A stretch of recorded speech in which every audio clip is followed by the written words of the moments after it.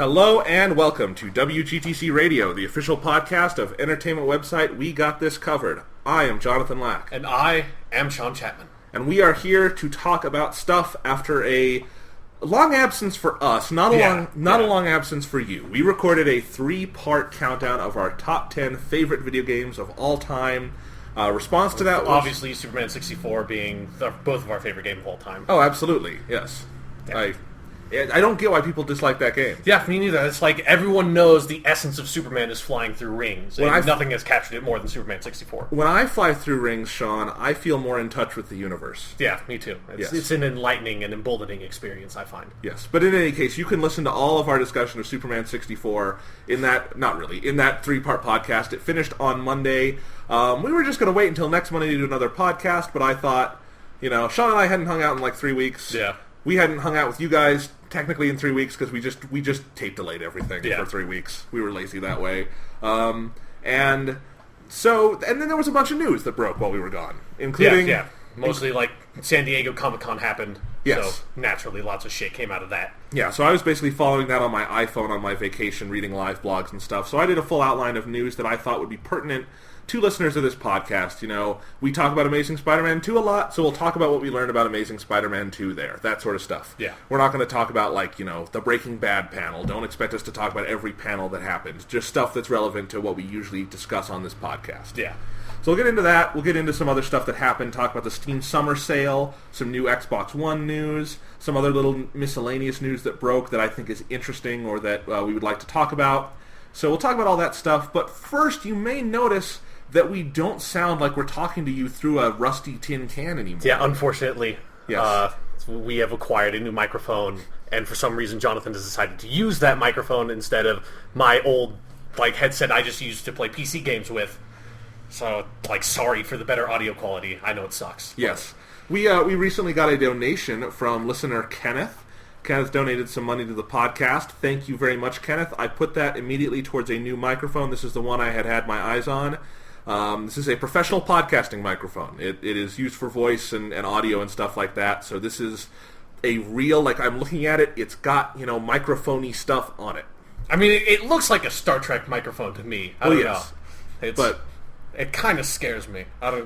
It looks like it might, gain sentience and kill us. It looks like a prop in a sci-fi movie that would end up, killing us somehow.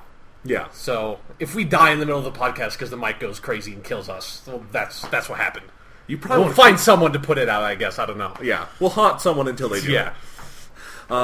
So it's our podcast sounds better. We are finally 58 episodes in.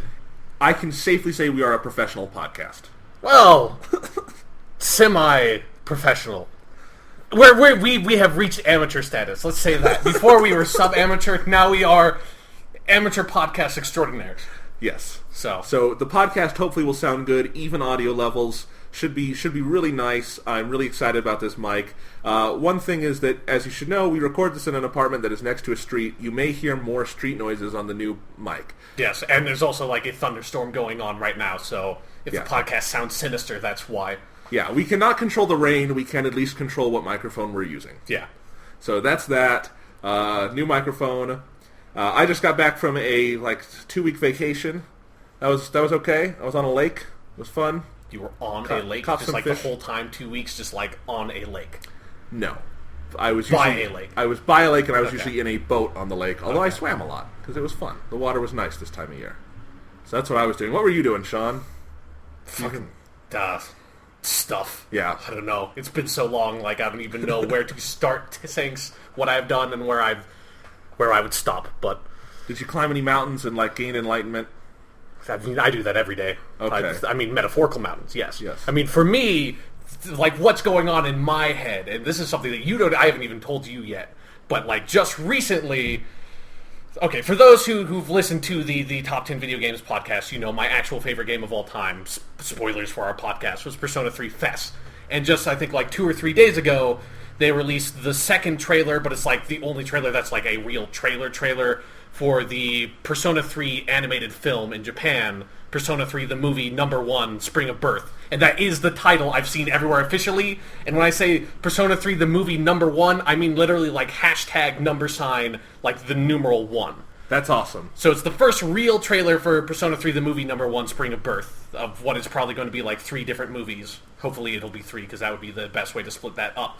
And I've been really excited about this project since I've heard about it, so they've released the first sort of official trailer, and it looks fucking awesome. But the craziest thing about it all, and why it's kind of like blown my like preconceptions about the world around me, is at the very, very end of the trailer, it pops up the date in which that movie is going to air in Japan.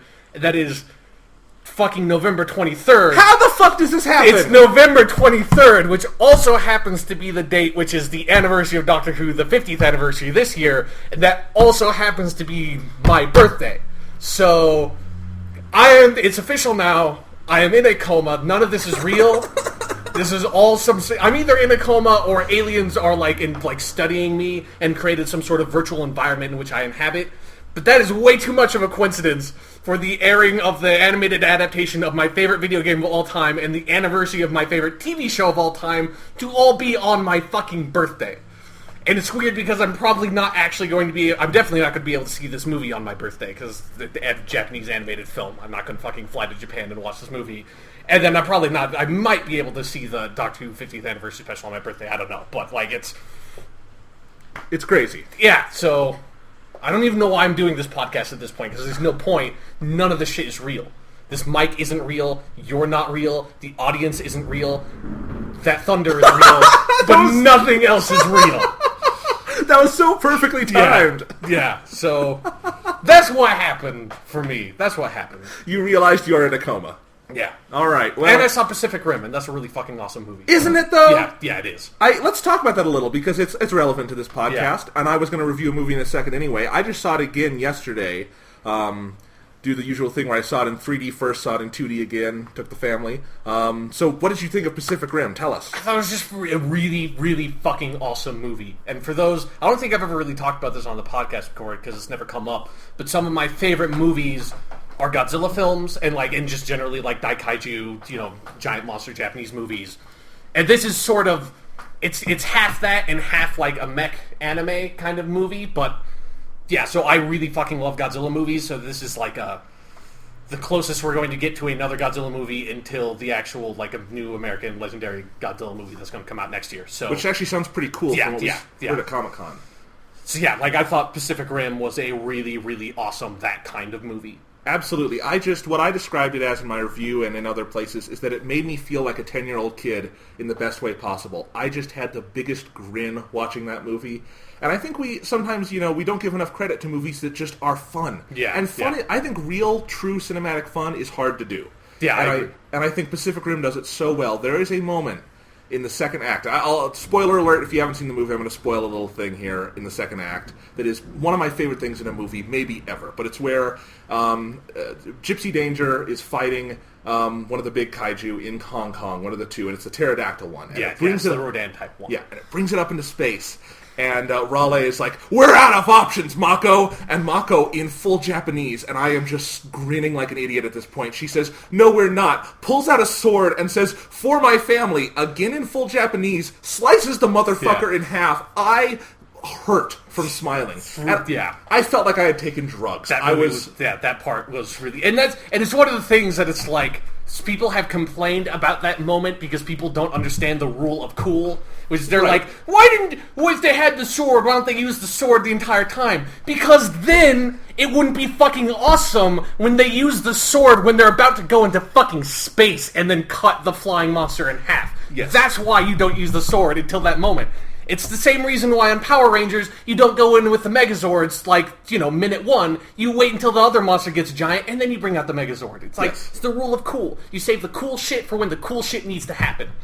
And that movie is the rule of cool. Absolutely, and I think the movie is also just so technically perfectly made. Guillermo del Toro gets how to shoot a monster movie, and it's the perfect contrast to Transformers, because... Yeah, definitely. Here's the first and most important thing, is that Guillermo del Toro chose to shoot his movie in the normal 1.85 to 1 aspect ratio, so you can fit a fucking monster on screen. Yeah. I don't know why Michael Bay chooses to shoot Transformers in widescreen. That makes literally no sense, that you would go for verticality instead of height when you're dealing with giant robots.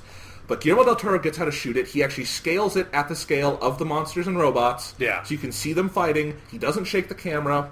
He's like, and this is really impressive. Like as far as like CGI, like this is one of the best examples of CGI I've ever seen. Where it's like they managed to give the kaiju and the robots like real weight. Oh, absolutely. And that was something I was really impressed with. Is it's like these feel like giant fucking robots and monsters. And the water effects. Yeah. Like, remember 10 years ago when CGI animators were afraid of water, and Yes. Finding Nemo was considered just revolutionary for having that much water in it? It's so weird that we are so far past that point. Yeah. Because Pacific Rim is just, it's all water effects and stuff on the robots and monsters, and it's great.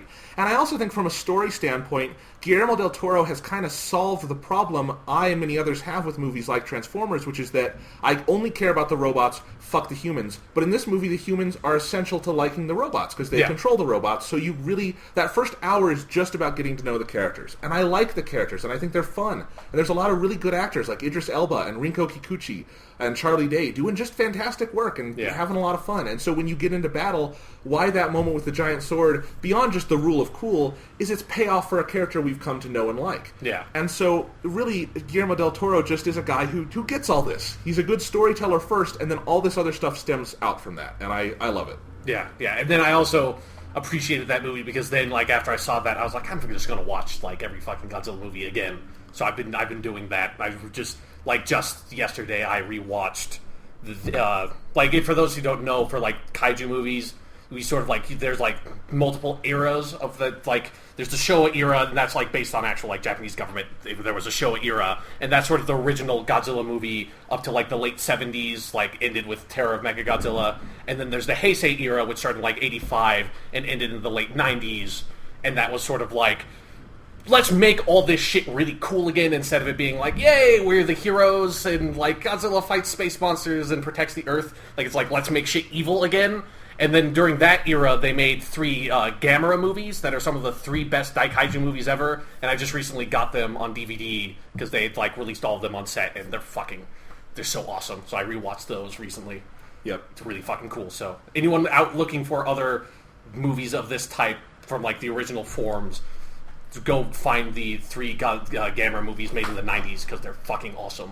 Will do. And I think, like with Pacific Rim, 10-year-olds of the world today are lucky to have this movie. Yeah, definitely. Because this is a movie that would make you just fall in love with movies if you saw it as a 10-year-old. Yeah. And fall in love with Ron Perlman, which I think we all have. So great. Ron Perlman is great in this movie. Yeah, when he fucking... Because I knew he was in the movie, but I didn't know who he was going to play. So when Ron Perlman steps on screen, I'm like, fucking yes. It's like because literally when he steps on screen and you don't actually see it's Ron Perlman, but you see someone step on in the frame and you're like, that's fucking Ron Perlman. I don't even need to see anything else. That's Ron Perlman in this movie. So great use of Ron Perlman. Yeah. Great little post-credits tag. Yeah, definitely. And yeah. And I like this new experimental era of post-credit tags where it's like they have the cool in-credit sequence and then put the thing at the end of the cool in-credit sequence instead of having to sit through a fucking black screen of white text for like 10 minutes to get like a 5-second shot at the end. Yeah, I think it's better too, and that actually transitions us well into the next movie I wanted to talk about, which is The Wolverine. It comes out tonight, actually, when this podcast comes out, like at 10 p.m., and then you can go, it opens wide tomorrow, July 26th. And it also does that, where it has a really cool, like, credits thing, and then the post-credits tag, I just want to stress right up front, for anyone going to see Wolverine, sit through the fucking credits, at least that first part, because the post-credits tag in The Wolverine, probably the coolest thing I've ever seen as a post-credits tag. Can I just ask you, is it something like sets up a sequel, or is it Pacific Rim style if it's just like a cool thing? It baits the hook for a sequel. Okay. I'll say that. It makes you want next July to come really fast. So it's really cool in that way. I think it's the easiest comparison is something like the end of Iron Man 1, where you're like, I want to see more of this universe. Yeah. But the Wolverine, what would you describe your feelings of the Wolverine since we knew this project was coming out? Apathy? Yeah, I'm excited for it, but I don't know what to expect from it, kind of. Yeah, that's basically what I was thinking. I went in just thinking, I like the director, James Mangold, all right. He made 3:10 to Yuma remake, which was really fun. I like Hugh Jackman a lot, obviously. I like the Japanese setting. I hope this is good. But I've been hurt by X-Men too much in the past. Yeah. So I kind of have to be guarded, Even if I liked First Class, First Class still did some dumb shit. Yeah, that's no doubt. Like having the entire First Class be useless. Yeah. So there was that. But the Wolverine this is what I wrote in my review. You can go read the full review on We Got This Covered. But what I said up front is that this is the first X-Men movie ever that I feel like I can heartily recommend without any major reservations. And that's not to say the movie is perfect, because it has problems. The third act is different. It's different than the rest of the movie, and I don't know if it's bad different, but it is a little jarring, and it's not my favorite part of the movie, even though I think the actual, like, after you get through the climax, the wrap-up material is really good, too. But those are really minor problems for me overall, because The Wolverine is just a damn good movie about Wolverine. It feels like, the title is The Wolverine. Yeah. And it's like the Skyfall, as Skyfall was to James Bond, that's what this is to Wolverine. It's about who is this character, let's do kind of the definitive character analysis on film so far for who this character is, and really take him seriously. And not serious in the sense of, like, Christopher Nolan, everyone wants to slit their wrists, but, like... Yeah. It's still fun. Hugh Jackman is a funny actor, he can be. Wolverine can obviously be a funny character, so there's laughs and stuff.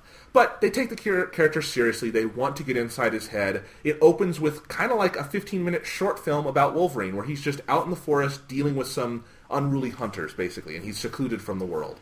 And it's just this great little vignette almost, about how Wolverine kind of moves through the world, and that's a great setup. And then we get into Japan, and... it's just a really good story about Wolverine and his immortality and his struggles with that, and his struggles with rage and who he is, and sort of this identity.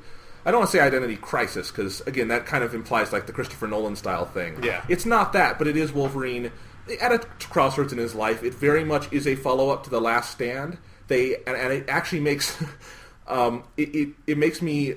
appreciate The Last Stand more, not as a movie, because that's a horrible movie, but like that they can take what happened in that, where at the end Wolverine has to kill Jean Grey, and then make that matter for him. Like, that matters for him in this movie, that he had to do that. And it's a really good starting point for the film. Because it's comic books. She's not dead.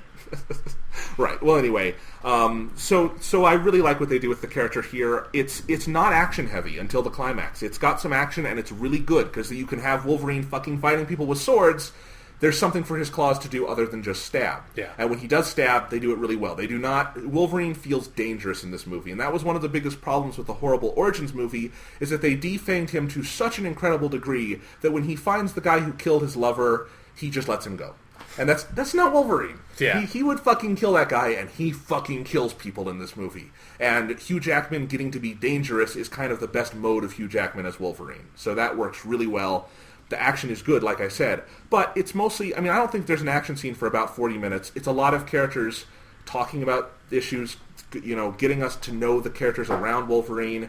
And the movie is also focused and streamlined. There are not new mutants every 3 minutes. And that is maybe... You don't know how important that is until you see this movie. And then you think about all the other X-Men movies. Even the good ones, they're trying to cram in a new mutant every 3 minutes. Yeah, that's just a problem X-Men has even in the comics of, like, there's just so many fucking X-Men characters. It's like, oh my god. But the mutants we have in this movie, they matter. And the main one is this, all the characters are Japanese except Logan, but, this Japanese woman who is an assistant to this man who has summoned Wolverine to Japan, and she's this great character before we find out her mutant powers. So she's not just defined by this power she has, which is an interesting power, and it's organic to the themes of the movie, but she's also a character. And that's the problem X-Men has always had, is that, okay, we get, Angel or Beast or something, and they're not characters, they're a power. Yeah, it's like, hey, he's the guy who flies, and you're the dude who shoots lasers, and you're the person who, like, Rogue steals people's stuff when she touches, I don't know. Rogue mopes in these movies, I would say. But yeah, I think, I go through the history of the series, I think people have more nostalgia for X1 and 2 than they have actual perspective on them. X-Men 1 is not that good of a movie when you rewatch it. No, and X2 is very uneven. I feel about those movies the same way I feel about the first two Superman movies, is they were obviously revolutionary for their time, and the first time you see them, they're kind of awesome, and then the more perspective you have, the more you realize, while they have very high highs, they've also got pretty low lows. Yeah. And that's the ending of Superman 1. Yes. One of the worst endings for anything ever, literally. Yes, absolutely. So... it's like that, and the Wolverine, just to me, I really like this movie. It makes tremendous use of the Japanese setting. This movie absolutely looks like they shot every inch of it in Japan, And that is cool. That is, setting so rarely matters to movies these days. Like, I can't tell you where most of the summer movies were set, because setting's kind of nondescript and doesn't matter. But Wolverine, it's in Japan, it's about, the themes Japan and its culture brings out of Logan. And it works really well that way. And great cast. I like that James Mangold allows the Japanese actors to act in a Japanese performance style. I think that's more important than you would think going into it, but they're doing like what you would expect out of Japanese actors in a Japanese movie. Yeah. They're not Americanized, and that's important, I think. And there's actual, conversations in Japanese language and stuff, and it's really good. And if you like Wolverine, go see it. Maybe, hopefully, we can talk about it on the podcast next week. Yeah, I'll try to see it as soon as I can. Yeah, if you wind up in a 3D screening, the 3D is good. It's fine. I wouldn't go out of my way to see it that way, but people always ask about that. So yeah. It's a weird thing now where I've only seen one movie this year that was actually shot in 3D. I think Hollywood is done shooting stuff in 3D. They just convert now. Yeah. But the conversions are up to a point where they rarely do I feel they add something to the movie, but they have not detracted something from it for me for a while. So that's something, I guess. Yeah. Here's what they detract. Money from my wallet. Yeah, we'll and a level of brightness in the image. Oh, absolutely, yeah. I mean, Pacific Rim, I saw it in 3D the first time at a press screening, and I thought the 3D was good. It added to the movie in the sense of it kind of drew you in more. But then I saw it yesterday, I'm like, this is a colorful movie. Where'd the color go? I didn't know this was so colorful. Yeah, especially when they're like in Hong Kong and stuff with all the neon lights. Oh, absolutely, yeah. So, yes. That's the Wolverine. Go see it. Also go see Pacific Rim. Yeah, definitely. They'd actually make a workable double feature because they both have heavy Japanese influences. Yeah. So, all right. That's that stuff. That's all our intro stuff. Let's move on. Sean, last week or maybe the week before was the infamous Steam Summer Sale. I mean, that was like all last month. Like when you left was when the Steam Summer Sale started, and then I think it just ended. Okay, yep. So Steam Summer Sale, that's the period where people go insane, right? Yes, and tell us about it, Sean. I mean, it's basically Steam has been doing this for the past few years now, where they have their fucking summer sale. And if you think you know what a sale is like, you have no fucking clue. Because basically, the Steam Summer Sale, they'll just every single day, there's different daily deals. Even the daily deals last for 48 hours, so that makes no fucking sense. But they cycle, they put new ones up every 24 hours. And basically say it'll be 20 or something games that are all discounted. It's rare in a Steam Summer Sale that one of the games featured has a discount that's lower than 50% off. And you can get games, I think some games had discounts that were 90% off the price. And then there'll be flash sales and just quick deals and community choices, and it's what the fuck? Everything's just on sale. It's everything's up for grabs. And it's just this: never buy a PC game at any time other than the Steam Summer Sale. Just don't, because you're going to save so much money, but you're actually going to lose money because you're going to buy way more stuff than you would otherwise. But you would save more money if you just wait for the Steam Summer Sale.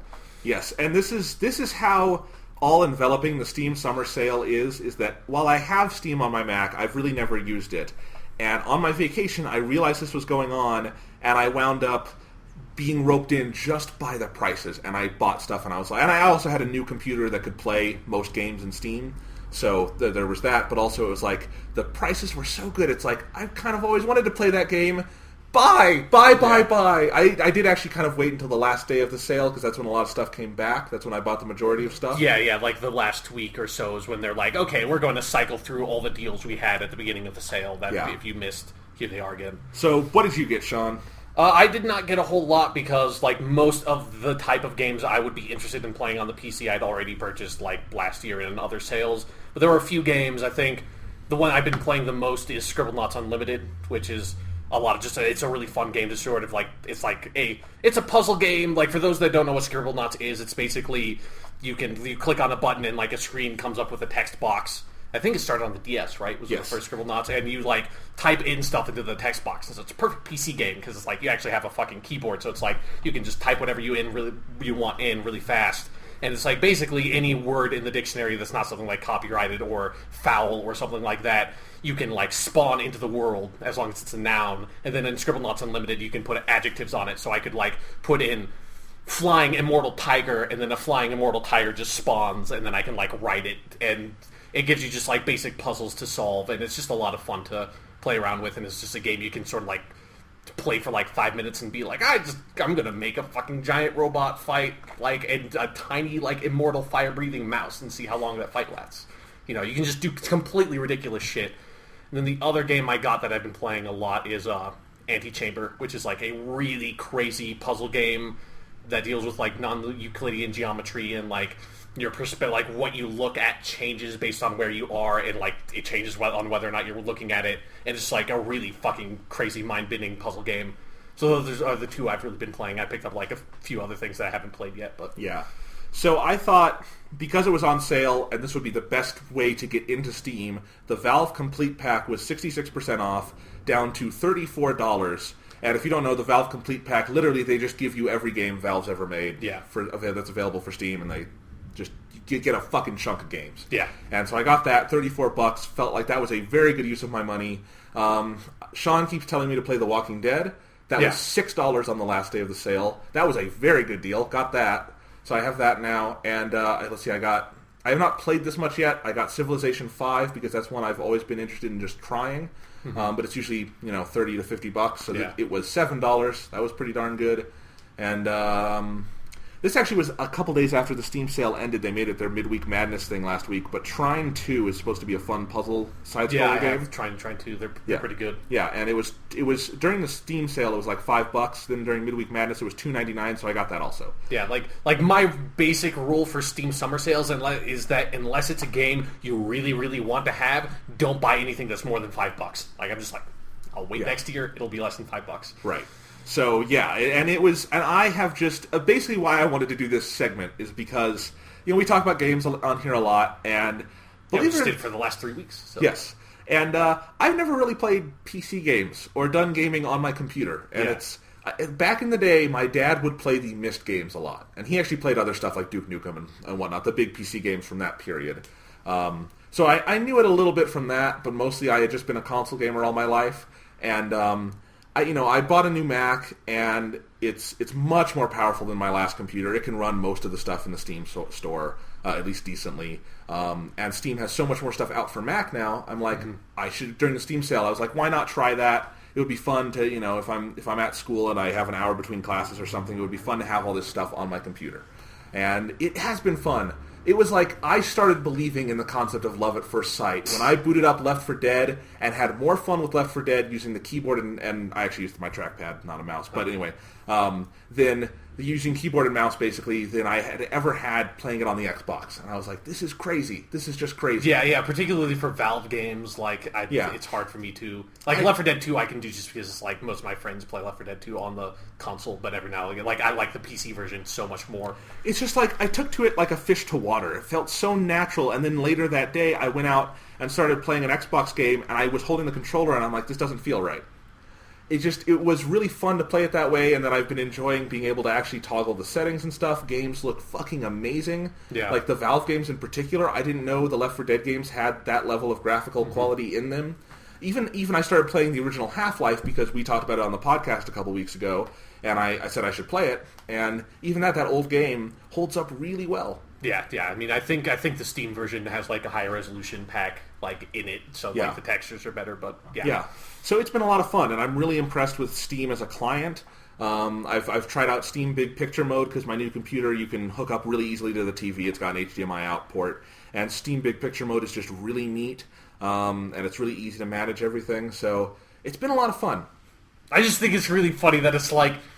Because I remember having conversations with you where I would offhandedly mention I'm playing this like The Darkness 2 on PC. It's just a lot more fun. It's you're just so much more accurate using the mouse in a first person shooter. And you're like, I don't even understand. How do you play it's so much more accurate than a joystick. I agree. I didn't get it, and then I tried it, and I was like, oh yeah. And I should clarify because I was impressed by this. I got one of my old mouse out.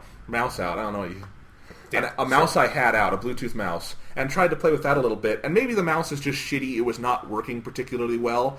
And I just assumed the trackpad would not work well for that on the Mac. And I typically use the trackpad. I do not use a mouse in everyday computing. It actually works kind of spectacularly because it's really fluid for me playing first-person shooters like the Valve games on it.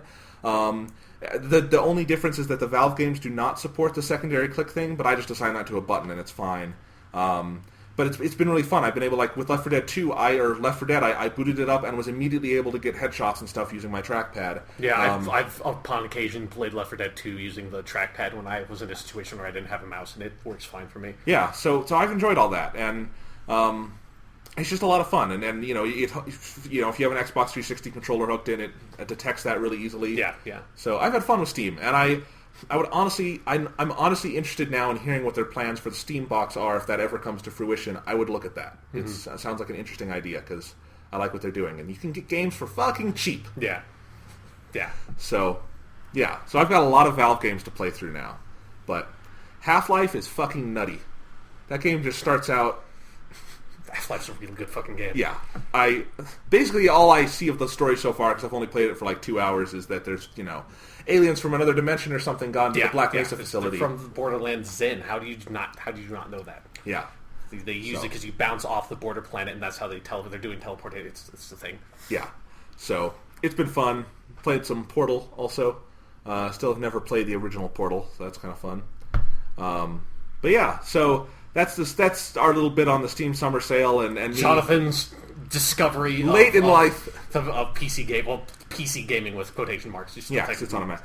Mac, so. And here's the thing: I would have boot camped my Mac immediately after discovering this and booted up a bunch of fun PC games from Steam. But I have I'm one of the MacBook Pros with Retina displays, and those have small solid-state hard drives, and it's really awesome because solid-state makes everything much faster. And it's really good to use, and for my everyday computing, I like that a lot more. But I have limited hard drive space, and Windows 7 is a pretty fucking huge installation. So I might do that. Yeah, and then plus you have to, if you wanted to boot camp, you have to partition your drive, so it's like you'd have to like split your memory even more. Right. It's like, okay, like this like 30 gigs or whatever is only for Windows stuff, and then like the rest of it is just for Mac stuff. And honestly, It's an asshole. And what I'm thinking of doing now is I do have a backup drive that is much bigger than I actually need to back up this hard drive. I could partition that, put a small partition on here for Windows 7, and then play Steam games off that external drive. I don't know if that would work, but I just wouldn't have a lot of room to install games, is basically the thing. So, oh well, but it's fun. Yay gaming. Yep. Speaking of yay gaming, awesome. Speaking of yay gaming, yesterday I believe Microsoft announced an interesting development with the Xbox One and indie games. Do you want to give them the recap? Yeah, I mean, basically, like, what more or less what happened was, I think, like, Game Informer, like, leaked the story, because I think Microsoft was going to save it for Gamescom as, like, their big announcement, but then it got, like, Game Informer ran a story that Microsoft's going to allow self-publishing on the Xbox One, and for those who don't know, that's sort of been one of the PS4's biggest angles so far. You know, at E3 they had 8 indie developers come out and here's fucking Lord Lanning, and here's the dude who made Don't Starve, and here's Octodad. And they're like all playing on the stage. It's just like they can all put their game on the PS4 because they don't have to make a deal with a publisher to get on our platform. It's just fucking, you just send it to us and we'll put it out there. And so so you can just self-publish. And historically, the Xbox 360 has not had that. So if you wanted to publish a game on the Xbox 360, you'd have to make a deal with either Microsoft Game Studios itself or like Activision or EA or someone like that, and then they would put the game on the platform. And so that just makes it a lot more difficult. It costs you a lot more money for it to do, and so it's a really big barrier of entry for people to put games out on that platform. And the Xbox One, Microsoft had said the Xbox One was going to continue the policies that the Xbox 360 had, and then now they're saying it's like, fuck that. We're going to do indie self-publishing with like some caveats of like, I think they said it's going to roll out over the course of the first year of launch. So, you know, none of those like Don't Starve and Octodad and those games are not going to be on the Xbox One when the system launches. But at some point in time within the first year, they basically said self-publishing will be a reality on the Xbox One. Yes. So that's really good news, because that's sort of the biggest thing, I think, is that you're seeing, particularly like speaking of PC gaming, is that the most interesting titles being put out there nowadays tend to be really small indie games like Journey's not exactly indie, but like, you know, something like Journey or Hotline Miami or FTL, games like that, or like Dear Esther or Thomas Was Alone. They're just like really interesting, crazy games that can only be crazy because they're really small budget and made by a small dedicated team. So like the main creator's voice can really like speak through the product instead of it being like a team of like 1,000 people working on the game. And so allowing self-publishing on the PS4 was always a really fucking cool thing, and how hard Sony is pushing indie stuff is still one of the main reasons I want to go PS4. Because, like, you know, Microsoft is doing this, but they have pissed off and, like, fucked over so many indie developers in the past that it's like, just because there is going to be self-publishing, and then I'd also have to wait a year for it, it's not going to, like, make me flock to the Xbox One. Right. Because it's, like, just kind of bring it on parity at some point with what the PS4 is doing. But it's still ultimately a really good thing of, like, eventually all these indie developers will have just another platform, another way to get their games out to people. Because that's one of the most exciting things about the PS4 is that while PC gaming is really cool, it is still really a niche audience, even within the niche audience that is, like, dedicated gamers that would seek these games out in the first place. So having, like, you know, Thomas Was Alone be, like, up there, or FTL just, like, on the fucking front store page, because, like, everybody loves the game and, like, upvotes it or whatever process that would be to get it exposure, then it's, like, all of a sudden, like, fucking, like, 3 million people are playing this game because it's on the PS4 store. And it just being on the Xbox One store also would just be that much better. So, yeah, really fucking cool. Sounds good. And, you know, if they, you know, with all this news, if they now decide to, like, ditch the Kinect and drop the price by $100, I could finally consider one.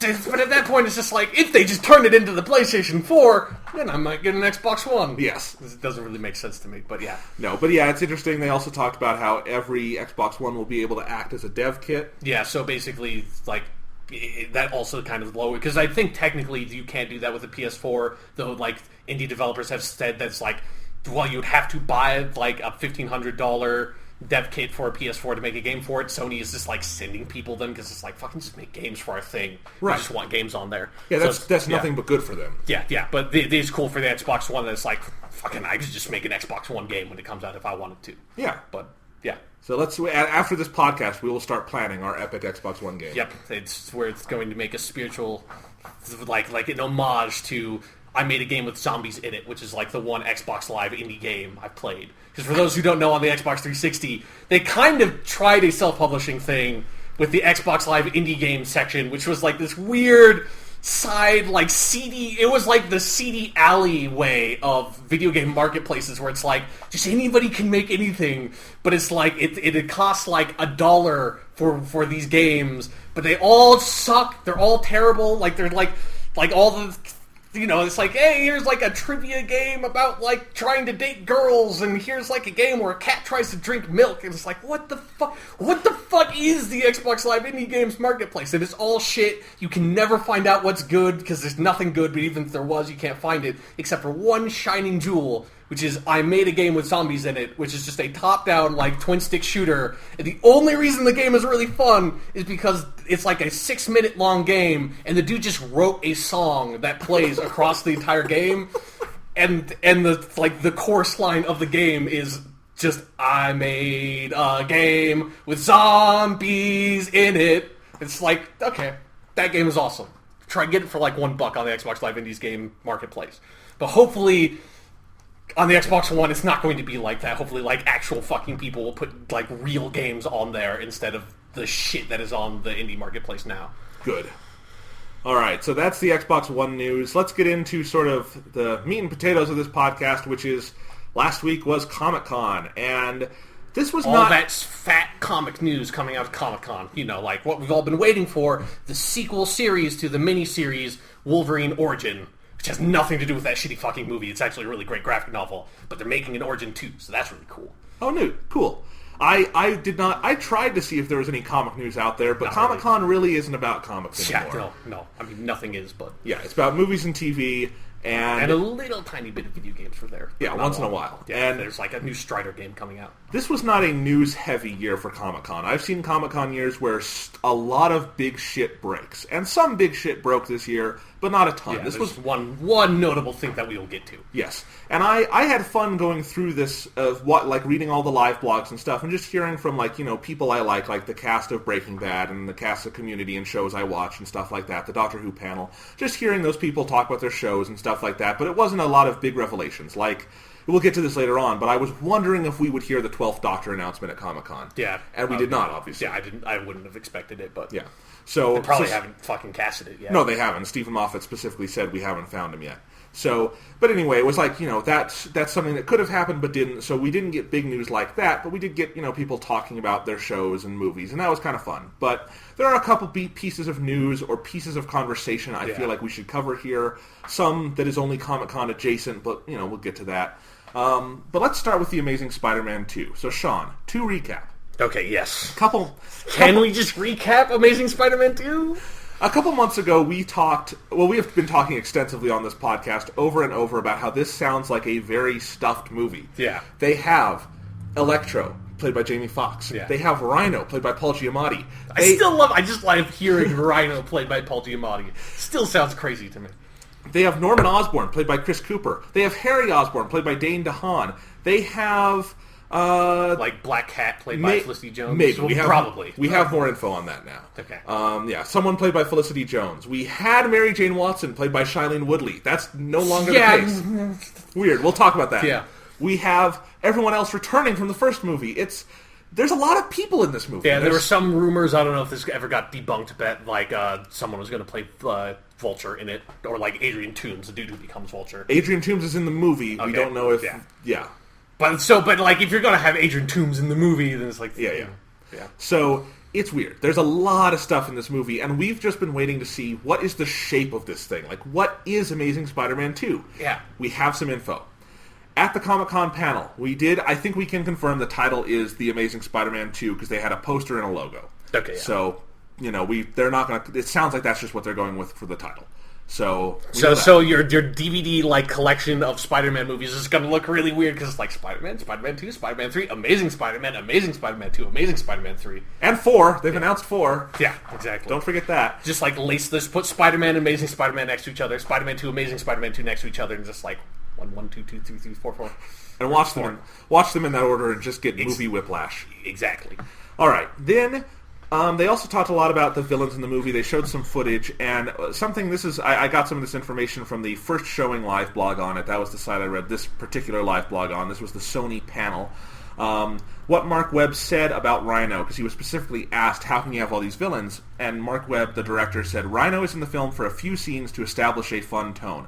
But Electro is in a lot of the film and will sustain most of the film. So it sounds like, and this sounds good, Rhino is like the villain Spider-Man fights in the first scene to set the tone. Yeah. And then, so he's like a cameo, and then Electro is the main villain. And then but if that is the case, it seems like he probably wouldn't even be much of, I don't know, it seems like most of the stuff we've seen from, the pictures on set is him, driving a truck. Right. And going, ah! And a really angry Paul Giamatti face. Yeah, so I think it'll be that action movie thing where you have a different thing at the beginning to set up the tone. The hero fights a one-off kind of thing.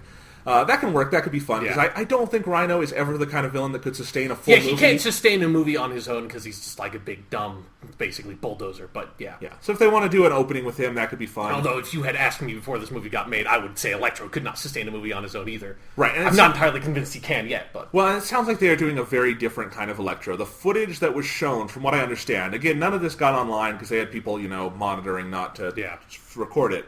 But people, said what they saw, and Electro is almost godlike in the movie. He's very powerful. The big action scene they showed was him destroying Times Square and Spidey having to come in to stop him. Spidey and him have some interaction, I guess, earlier in the movie before he becomes Electro, when he's just Max, whatever his name is in this movie. You remember? Yeah, I was gonna say Max Gorgon, but that's the Scorpion. Yeah.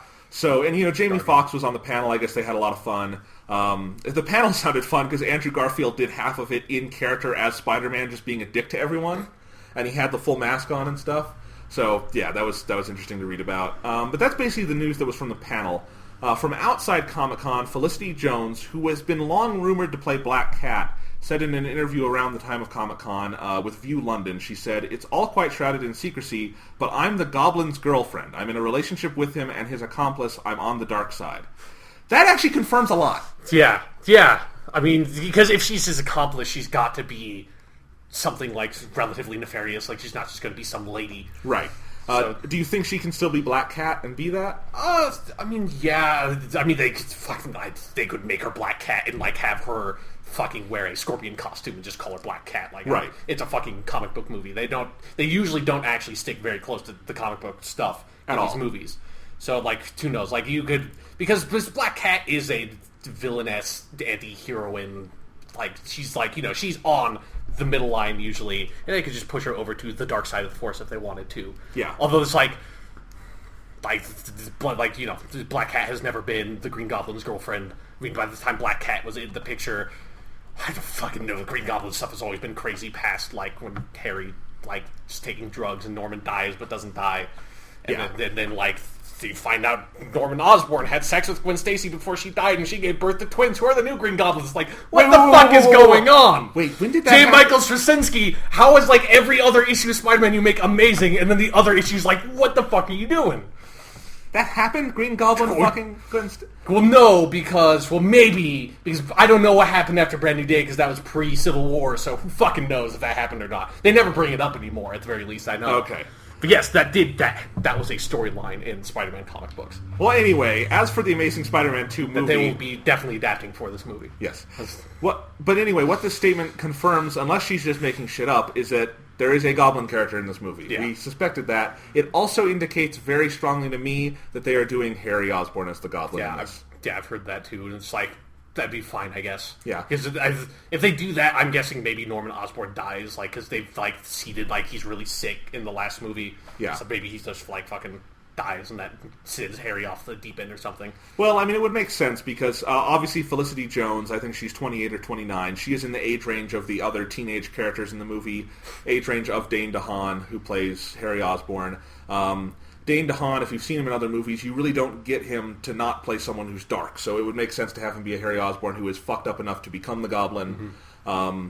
So that could be interesting. And I also think having, you know, if they're doing something like Black Cat, then you could very easily position her between Harry and Peter in a certain way. Yeah.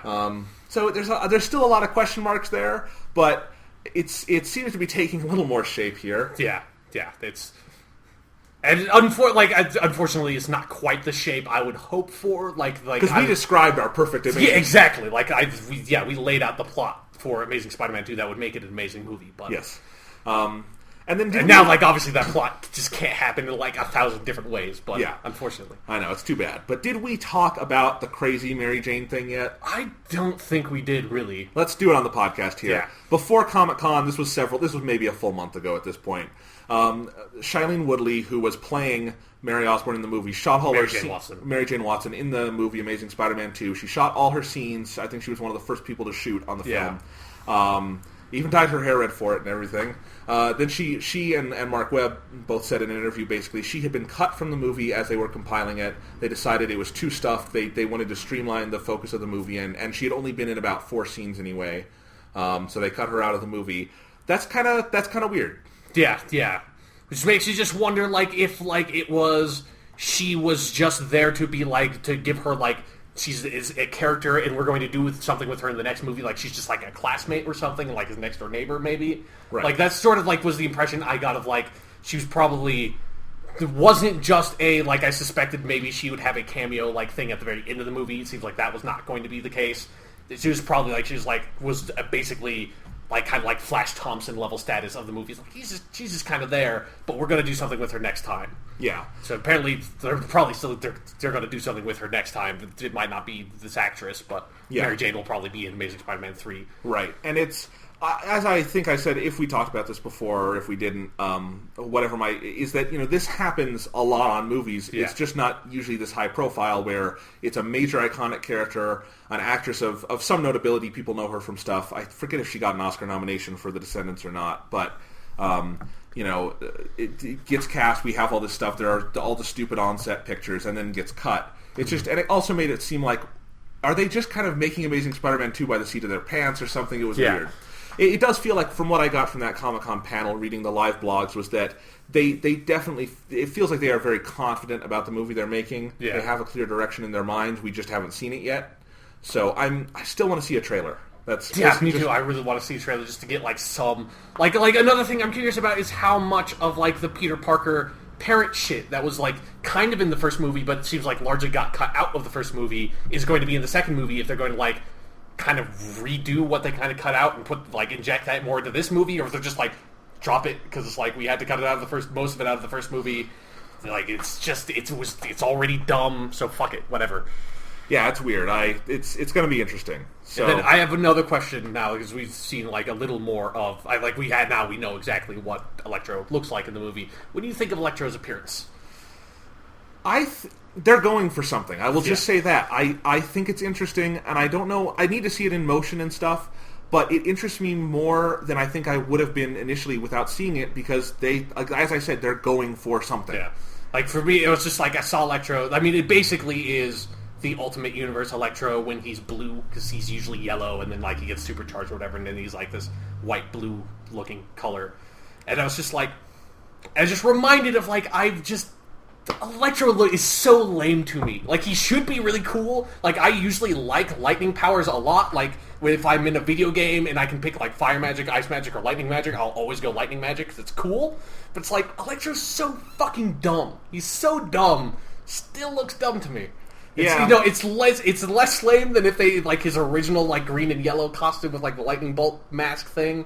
It's like, still looks fucking stupid. I want to see it in motion. I want to see how he would work in an action scene. And most importantly, I think what I'm holding out hope for is Jamie Foxx is an awesome he's actor. a great actor, So he could make him cool. Because Jamie Foxx, if I think of the word cool and Jamie Foxx together, they just attach magnetically. Yeah. But then you say Electro, and then it's like, well, I've never thought, like, always thought Electro was really fucking lame. You know what? Jamie Foxx would have made a fucking fascinating Norman Osborn. Yeah, that would have been a very different, like, you wouldn't ever think of Willem Dafoe or any other version of it. Yeah. You would have a much more sort of, like, hip businessman who, like, because he would be younger, he would seem to be, like, more in touch with the world. Like, you could understand how he was so successful because he's not just an old guy who's kind of out of touch. Yeah. That would be really interesting. Yeah. But no, Electro. Yeah. So. Oh well. If only. Now I'm imagining Jamie Foxx as all sorts of Spider-Man villains. Jamie Foxx as Doc Ock. Sure. Fuck it. Let's do it. Yeah. I don't know. As I said, it really is 99% I like Jamie Foxx, 1% that design is interesting to me. We'll see. Did you know? Was it just rumors, or did they confirm that like they're planning on doing the Sinister Six thing for 3 and 4? It's all rumors, but Okay. I was wondering if like someone asked them that at Comic-Con and like fucking maybe. Mark- Ooh, you'll have to see. Mark Webb did say in an interview today, and I have not read the full details, but he talked about how The Amazing Spider-Man 4, one of their ideas is that it would be a team-up movie of some sort. Yeah, I've looked at that. What does Sony have rights to outside Yeah, of that's Spider-Man? exactly what I was thinking too. Of like there are other like Spider-Man famously like teams up with fucking Iceman and what's her name, like Firestar, Spider-Man and his amazing friends. Like that was a series. But I don't like. They definitely don't have the rights to Iceman. No, and I have no like Firestar. I have no idea. But yeah, I would guess Firestar is still with Marvel because anything that wasn't explicitly bought. Yeah. She wouldn't just be automatically tied with Spider-Man for some arbitrary reason. No, I think they only own characters that appear in specific Spider-Man comics. Yeah, because like the only Spider-Man and Black Cat. Yeah. There are like no other just like superheroes that are just like other Spider-Man superheroes. So yeah. But in any case, team-ups are all the rage. Yeah. And we'll get to that more in a minute. Yeah. Because there's a lot of team-up stuff to talk about. But the other panel I wanted to note for superhero movies, or another one I wanted to note, is on Saturday of Comic-Con, they brought out the cast of X-Men Days of Future Past. And it sounded like this was really cool, because the cast of Days of Future Past is everybody. Yeah, it's just everybody. It's like half the actors in fucking Hollywood at this point. Yeah, they had Patrick Stewart and Ian McKellen, and Michael Fassbender and James McAvoy, and it's just everybody. Jennifer Lawrence was there. Hugh Jackman, Ellen Page, Halle Berry. Yeah, it sounded really fun, and it was. And finally, we also have more of a direction about this movie. They apparently showed some footage and talked about the plot, and basically, it sounds really, really cool. What they're doing is basically. I think they're kind of owning up to the continuity discrepancies and using this as a way to talk about them. But basically, it's a story where, as in the Days of Future Past comic story, Ellen Page's character, Kitty Pryde, realizes something is wrong with the future. She projects herself back into the past to warn people, and basically what happens is that the older and younger versions of Professor X and Magneto get involved, and the link in this movie they're going to use is Wolverine will be traveling between the past and future to help them out. And it will be basically, the story will be about Professor X and Magneto, sorry. There's a lot of names. Yeah. Professor X and Magneto kind of coming together again, to resolve their common differences for this greater good, but then it'll also be it'll be dealing with that's kind of a stock story to do with those characters, but doing it across time makes it sound really interesting to me. And I guess in the trailer they showed there are shots of like Patrick Stewart and James McAvoy face to face. So and when they touch each other, and the universe explodes. Right. So it really sounds like they're doing something kind of cool with this, and I'm excited for this movie now. Again, I still think it could very well end up a hot mess. Oh, absolutely, because because that was like what you just said is basically what I was expecting the movie to be. I don't necessarily have confidence that would be something they could pull off easily. No, I don't, and I hope it's good. They said the footage was really good, so that's what I'm interested in. Obviously, I wrote this in my Wolverine review, is that Wolverine pared down and focused on its characters, but what we've heard of Days of Future Past is it's got all these people, plus they're still introducing new mutants like Quicksilver. Stop it! Just focus on the characters you have. And get that right, and then if you want to introduce new characters, do that later on. But, I mean, this is the problem even with the best X-Men movies. Like, First Class was my favorite up until the Wolverine, and even that one, they want to introduce a new mutant like every fucking 5 minutes. So, like... Fucking just stop it! Like, I know most of these characters from, like, the X-Men comics I have read, and even I can't keep track of half of the motherfuckers. Like, why is Azrael here, too? For God's sake, just stop it! I can't do this anymore. So... I hope Bryan Singer has seen the Wolverine and you know, probably he's been involved with it for a long time and seen what they did there, and hopefully take some of those lessons into Days of Future Past. I think if they just work with the cast they already have, that's enough. That's probably too much. But, you know... Like, is there going to be some way to have... Because didn't Cyclops die at the beginning of Last Stand, right? But so did Professor X. And Professor X is back. So is Cyclops in the movie? I don't think James Marsden was at Comic-Con, so I don't think so, from what I have heard. Because I was going to say, it would be so fucking funny to have Cyclops, because they had Havoc, Alex Summers, who is supposed to be Cyclops' younger brother, in First Class. It'd be so fucking funny to have them meet up and just be like, what is going... Like, just have that time paradox be everything in the movie. It's like something fucked up, Alex Summers got born too early. So, yes, and as I said, the Wolverine basically baits the hook for Days of Future Past. If you watch its post-credit scene, it's fantastic. And I won't spoil it or anything, but they are definitely building to this. I think Fox... Wolverine steps outside, and then he just sees a blue police box. It's like, oh, shit. And then it goes, da-da, and goes to credits. And it's, oh my god, it's X-Men, and that's the Doctor Who's 50th anniversary. That's who the other Doctor is it's really Magneto. I'd watch that. So fucking would I.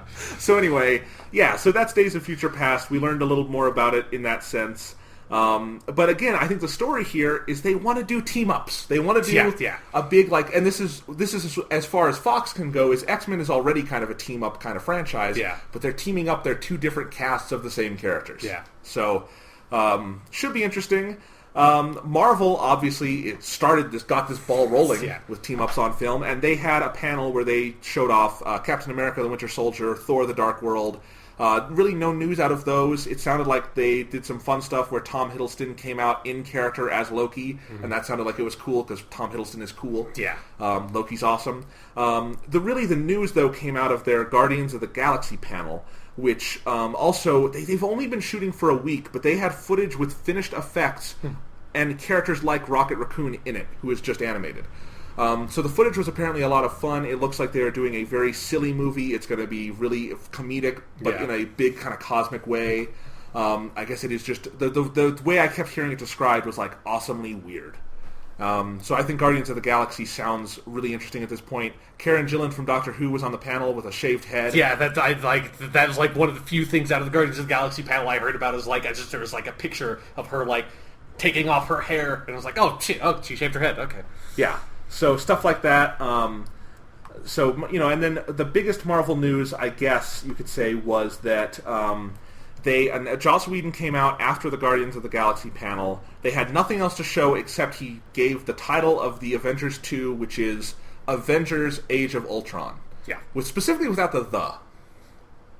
Just Avengers: Age of Ultron. Where would you have the Age of Ultron or the Avengers? The Avengers, because the first one was the Avengers. That's all. It's just... Well, is it the Avengers? Because the is, like, vertically in the side of the A, so do you even say the? Or is that just some, like, inscribed, like, runic thing on the A? Technically, the full title of the Avengers is Marvel's The Avengers. that movie. Well, yeah, because there's the Marvels up there with like the copyright. Yeah. Yeah.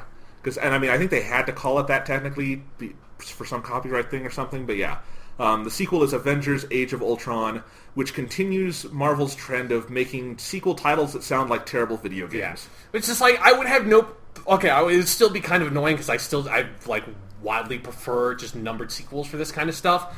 But it's especially annoying because the Iron Man movies aren't like that. So it's like Iron Man 2, Iron Man 3, and then we have like Captain America, the First Avenger, and then like Captain America, the Winter Soldier, and then fucking Thor, and then Thor: The Dark World, and now Marvel's The Avengers, and then Avengers: Age of Ultron. It's like, you have no consistency. I mean, here's Pick a thing for your fucking titles. It doesn't even sound like a movie title to me, and this is... It's a comic book title. Right. Well, and it's a maxi-series comic book right. title. But here's what the thing is that I heard this on Twitter, that they said Marvel just announced Avengers Age of Ultron, and I kept seeing that on Twitter. I literally assumed that was a game or a comic book, because no one said they announced the Avengers sequel titled this, they just said they announced this movie. Which is incorrect reporting. We already knew the fucking movie was coming out. They announced the title. That's different. So it wasn't until much later in the day, like at night, I was on my computer doing other stuff and realized, wait, that's the sequel to Avengers? That's weird. Yeah. But it's weird in a whole number of different ways. I mean, like, first of all, the big dumb crossover summer event that Marvel did this year, that every like fucking DC and Marvel do every fucking summer, because it drives me insane and I hate it. But it's Age of Ultron. That's like the name of that crossover event, but there's no fucking way. I think they've even said that's not the same plot. They're just using the same name because... I mean, Joss Whedon even talked about how in the Age of Ultron story, I guess, Hank Pym invents Ultron. Yeah, well, because that's what happens in the Marvel's universe, is that Hank Pym invents Ultron. And like Age of Ultron, I think, has like time travel shit. Like it's a big summer crossover comic book thing. You cannot adapt those into movies. It would be insane. Well, and like Joss Whedon said, is that Hank Pym is not in Avengers 2. He's not creating Ultron. Yeah. So they have a new origin for Ultron, which is whatever. I'm fine with. So do you like Ultron? I don't know anything about Ultron. Like, he's one of the big bads. Like, I don't have a lot of, like... I haven't read a lot of comics with Ultron in it. Like, I haven't read a lot of, like, Ant-Man specific stuff, and he's really closely tied to Ant-Man, because Ant-Man fucking made him. But he's like, he's just a robot that is really hard to kill, basically. Okay. But like, it's a fine villain. I'm a little bit disappointed because I was hoping Thanos would be the villain for Avengers 2 because that was the I think he still could be in it.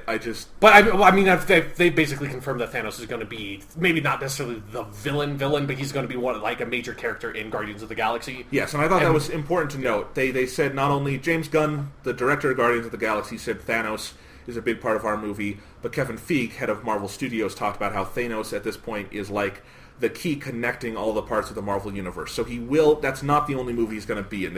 He's going to, but like I was hoping he would just be the villain, but if they're calling it Age of Ultron, Ultron's going to be the fucking villain in the movie.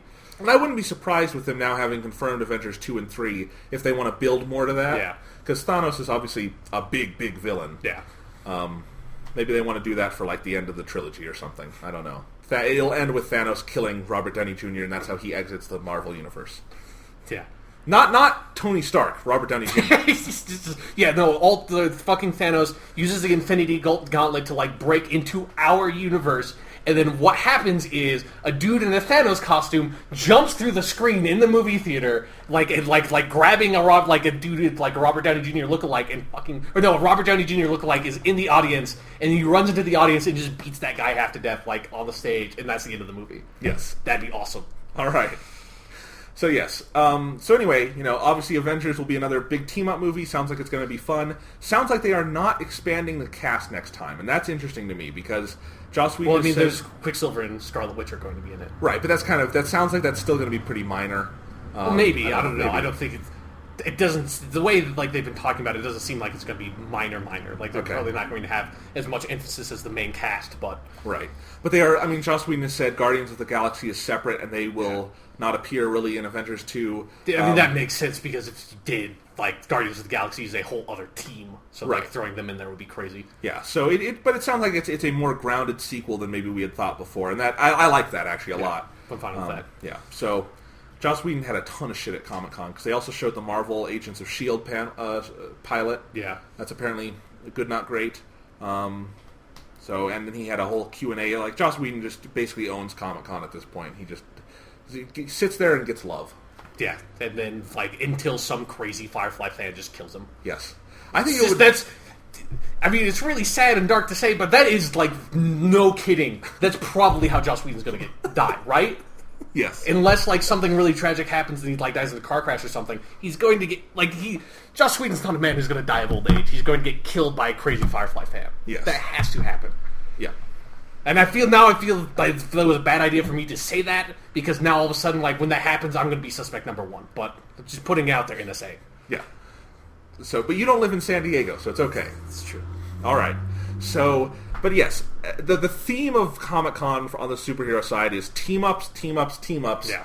Thus, at the Warner Brothers panel, let's see if I can get through this without punching my computer screen, because I hate the way they revealed this. I hate it so much. Do I? Yes. Okay, Yes. I'll recap. So the Warner Brothers panel, which they revealed some cool stuff, and we'll talk about it later. I liked some of their Godzilla panel stuff and whatnot. But they get to the end of their Warner Brothers panel, and Zack Snyder comes out and says, "As you've heard by now, we are making Man of Steel 2." They said, "But I can't tell you anything about the plot of Man of Steel 2 or what we're doing with it, but I can tell you an element that will be in the movie." And then he brings out Harry Lennox for some reason. He was the general... Boyd from Dollhouse. Yes. Boyd from Dollhouse, he's really good in Dollhouse. He was also fine in Man of Steel. He's the general guy. Yeah, he's a side character. Yeah, so Harry Lennox, the general, comes out, and he reads the passage from Dark Knight. This is where I want to punch my computer screen. He reads the passage from Dark Knight Returns, the Frank Miller graphic novel, where Batman has, quote-unquote, beaten Superman. Yeah. Really cheated like a motherfucker. He fakes his death after punching Superman. If that's beating someone in a fight... Well, we've all beaten someone in a fight at some point, right? Yes. Mongooses are just great at it. Exactly.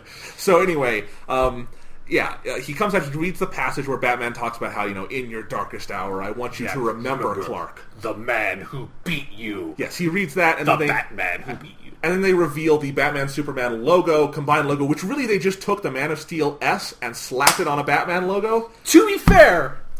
That is what they've always done. It's just like, it's Batman and Superman's logo just sort of on top of each other. It's like they're having sex. Yeah. Much like Batman and Superman comics. They're basically just having sex. That's the subtext. Yes. And for the panel, that was it. That was the announcement, was that Batman will be in Man of Steel 2, or Superman will be in a new Batman. Who the fuck knows what the actual course of this is? Yes. And a later press announcement confirmed that all the cast of Man of Steel is in Man of Steel, Batman, Superman thingy, whatever. Yes, Batman and Superman. So it kind of sounds to me like it's just a Man of Steel sequel with Batman in it, but I don't fucking know. I disagree. I think it sounds like the way they've been talking about it sounds like they're like making a Batman Superman movie. Okay, and it's not. That's actually one of the things let's just start fucking talking about the whole thing, because okay, I'll give my opinion. Yeah, I would like to see a Batman Superman movie someday. I would love that. I don't get it under the circumstances because Man of Steel was so clearly not made to set up other team-ups. It just wasn't. There was a Wayne Enterprises logo on that fucking satellite. Does not count. I just... It was all planned. And it bothers me in a couple different ways, which is that for instance, you did not like Man of Steel, yes. but I did, and I would like to see a sequel to that movie. We're not getting a sequel to that movie, we're getting something else. I will say... I did not like Man of Steel. I still want a sequel to it because I think they could make a much better sequel. Yes. I don't think like Man of Steel 2 would automatically be bad. I think they built up enough of a universe and laid enough ground that they could make a really awesome Superman movie with the sequel. And then even that irrespective, my bigger problem here is that the Superman we saw in Man of Steel could not fight Batman. He's a fucking god. They were very clear on his power. This is not the Superman of the animated series who is vulnerable enough to need Batman's help. Yeah. This is a case where you can't have them fight because Superman could flick Batman into the sun. Yes. They really kind of made that clear in Man of Steel. That I don't know quite how you team them up in a way that is interesting at that point. But even more over than that is that it feels so messy because... unless they were going to team up from the Christopher Nolan universe, that Batman, Christian Bale, and bring him in, it's confirmed. No, Christian Bale's not going to be in this movie. It's not going to have anything to do. They straight up said new Batman, right? So. And that's weird to me because this Man of Steel feels like it's happening in the same universe because it's a Christopher Nolan style and it's Hans Zimmer music. Someone made a good joke on Twitter, which is that Hans Zimmer now needs to go buy every drum in the world, which is true. Because Hans Zimmer will be scoring it. But now it's weird because Hans Zimmer probably can't use his old Batman music, but I would want him to because it's great music, and he has great Superman music. It would be fun to put them together. I actually think that we'll get into this later. I think you could do an interesting thing with the Christian Bale Batman in this universe, but they're not. So it just feels messy. Yeah. Is that a good way to describe it? I agree. Like, it feels like they want that Avengers money so bad that they're just like, fucking just push it. Just push it. It's just like...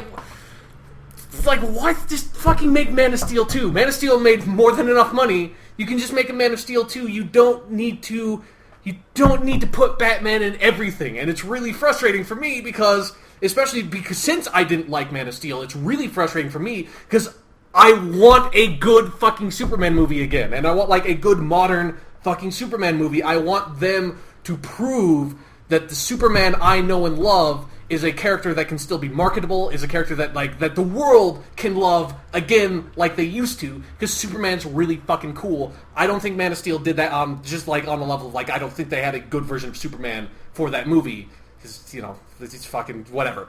But so it's like, I want a really good fucking Superman movie, and if you all of a sudden you put Batman in there, and, like, there is such a... because Batman is such a marketable fucking character, there's such a temptation that I feel like the studio is just going to be like, more Batman. There needs to be more Batman in this. Like, why is there not? Why is, like, 75% of this movie not just Batman?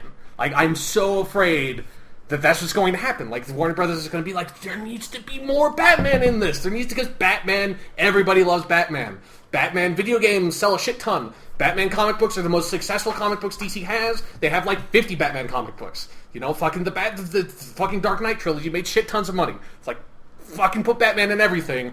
It's like, I want a Superman movie. For God's sakes, I just want a Superman movie. And you could make an awesome, awesome World's Finest movie. Because World's Finest is the title of the Batman-Superman team-up comic books. Because Batman and Superman are like the greatest bromance in fictional history. Like, it's amazing. Like, they have the best friendship, the best, like, vaguely homoerotic sexual tension.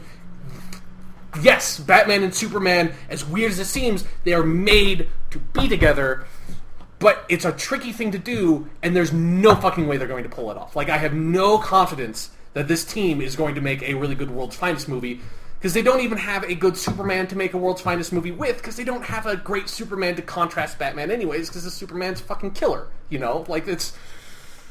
I don't know. Like, it's so frustrating to me because I just want the good Superman movie first. I want a proper Superman movie so I can have a proper World's Finest, because I really want a really good Batman Superman team up movie, and they are pushing this way too hard. And in the style it's in, it's not even going to be a World's Finest movie. Well, I mean, this is the thing we should say. It's still David S. Goyer writing, who wrote the Dark Knight movies with Zack Snyder. It's the same team that's been doing these all along. And which is why it's not going to work, because there's no fucking way you could put a Superman in Dark Knight, you know? Like, there's no... It just doesn't mesh. Like, you need a new version of Batman. If you need a new version of Batman to make this work, why get the dude what wrote the old version of Batman? I mean, with like, Christopher Nolan and his brother, like, co-writing, but whatever. Yeah, it's odd to me. I just don't... Especially because, as we talked about so much, we love the Dark Knight films, but that's really not Batman. It's a different thing. They're not even fucking comic book movies. No, you know? They're not. Honestly, Man of Steel really isn't either. It's a sci-fi movie. Yeah, and I like that. I love Man of Steel. I love those movies, personally, but even... I agree with the points you're making, because that's not... You can't take that Superman or that Batman and put them together. And you can't take this Superman together with, like, any other Batman, because this is like a...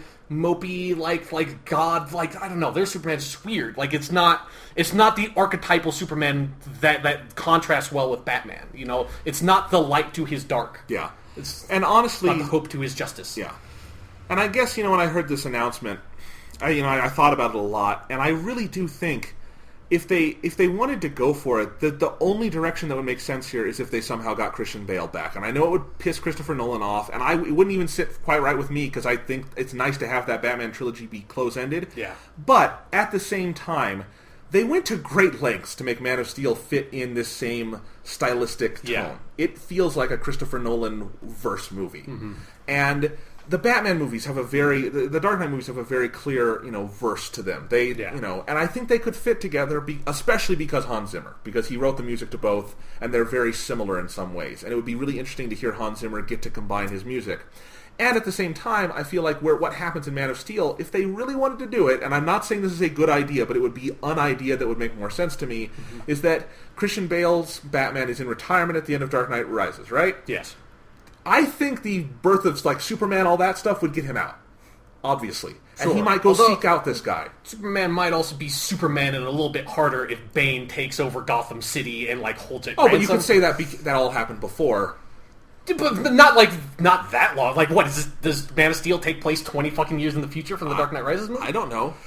Yeah, I don't think it would work perfectly, but if they announced that would make more sense to me with the assets they have, other than saying, I guess Man of Steel is the start of their cinematic DC universe, but it's still so rooted in what Christopher Nolan did. Yeah, it's not what it's like one of the things I was hoping for Man of Steel is for it to be a more comic booky direction so that they could build off of it, and that's not what they went for at all. And I guess that's all I'm saying, is that it is so rooted in the Christopher Nolan stuff. If they wanted to go back to that would make more sense to me, even if I wouldn't like it. It would make more sense to me. It would make a lot more sense as a team up. You would have it's still not.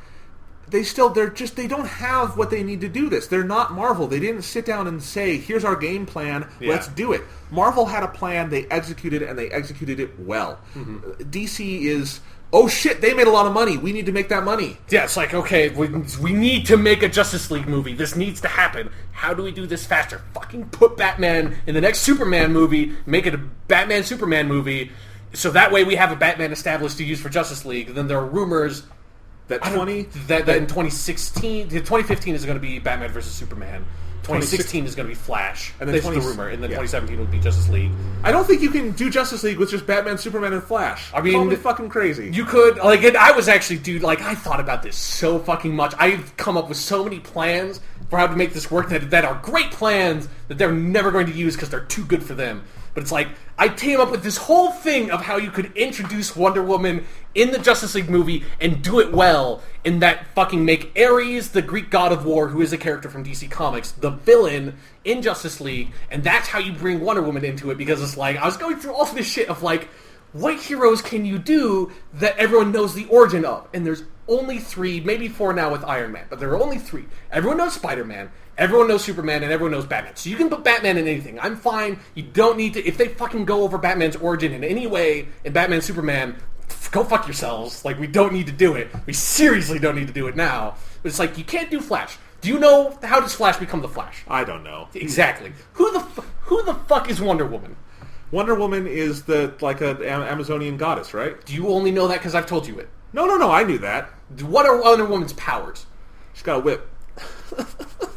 Then she got an invisible jet. I know that. I knew that. I was when I was coming up with this, I was processing this. I was what are the only 2 things anybody... Okay, 3 things people know about Wonder Woman. She's fucking hot. She's got the lasso of truth and an invisible fucking plane, because the only thing anyone knows anything about Wonder Woman from is the goddamn Super Friends that was made in the 40s. And I only know that from the Family Guy parody joke about Wonder Woman taking a shit in the invisible jet. Exactly. It's that's all... I've never read a goddamn comic in my life that had a fucking invisible jet with Wonder Woman in it. Not a one. I don't know where the invisible jet comes from. It must be something. I have no clue. It's it's so ridiculous. Wonder Woman it's so amazing that everyone thinks, everyone knows Wonder Woman and knows what she looks like.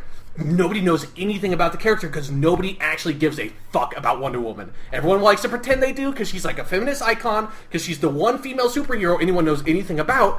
But then you have to stop and think, you don't know anything about Wonder Woman, and that's even more sexist than anything else, is that all Wonder Woman is a pretty face and a hot costume that doesn't have any pants or shoulders on it.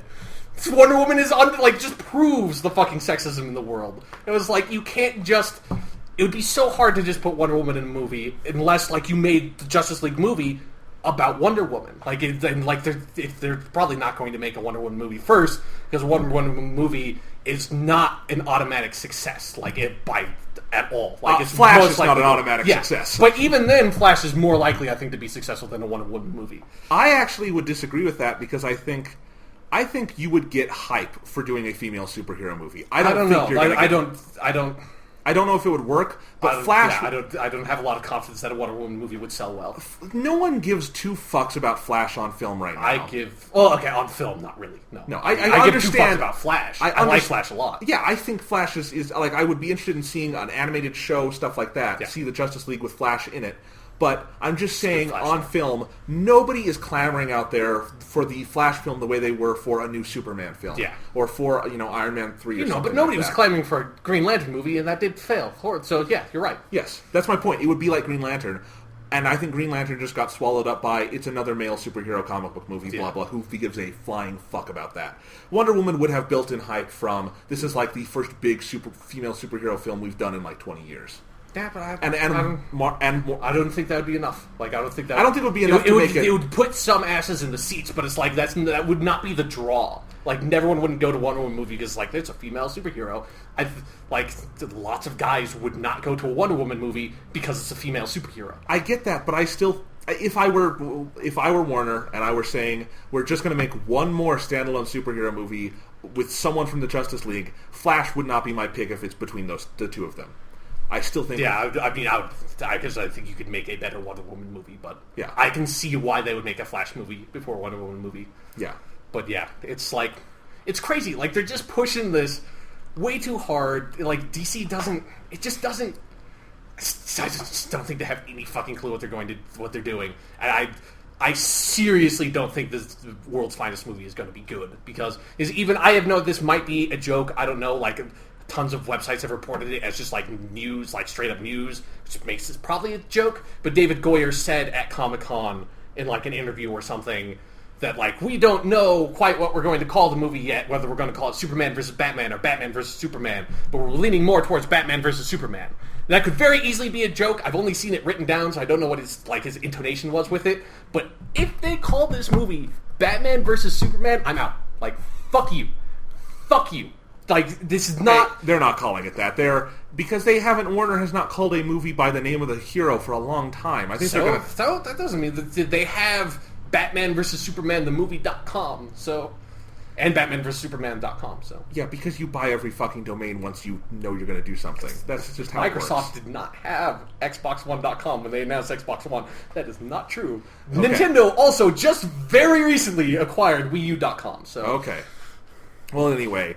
Yeah, it would be dumb if they call it that, especially because, again, you can't do a versus movie with the Henry Cavill Superman, because that's what you do. You do Dark Knight Returns. You do Batman porn. And that's what this movie is going to be. Like, that is the name I've come up with for all those books that are derivative of the Dark Knight Returns, and that this, like...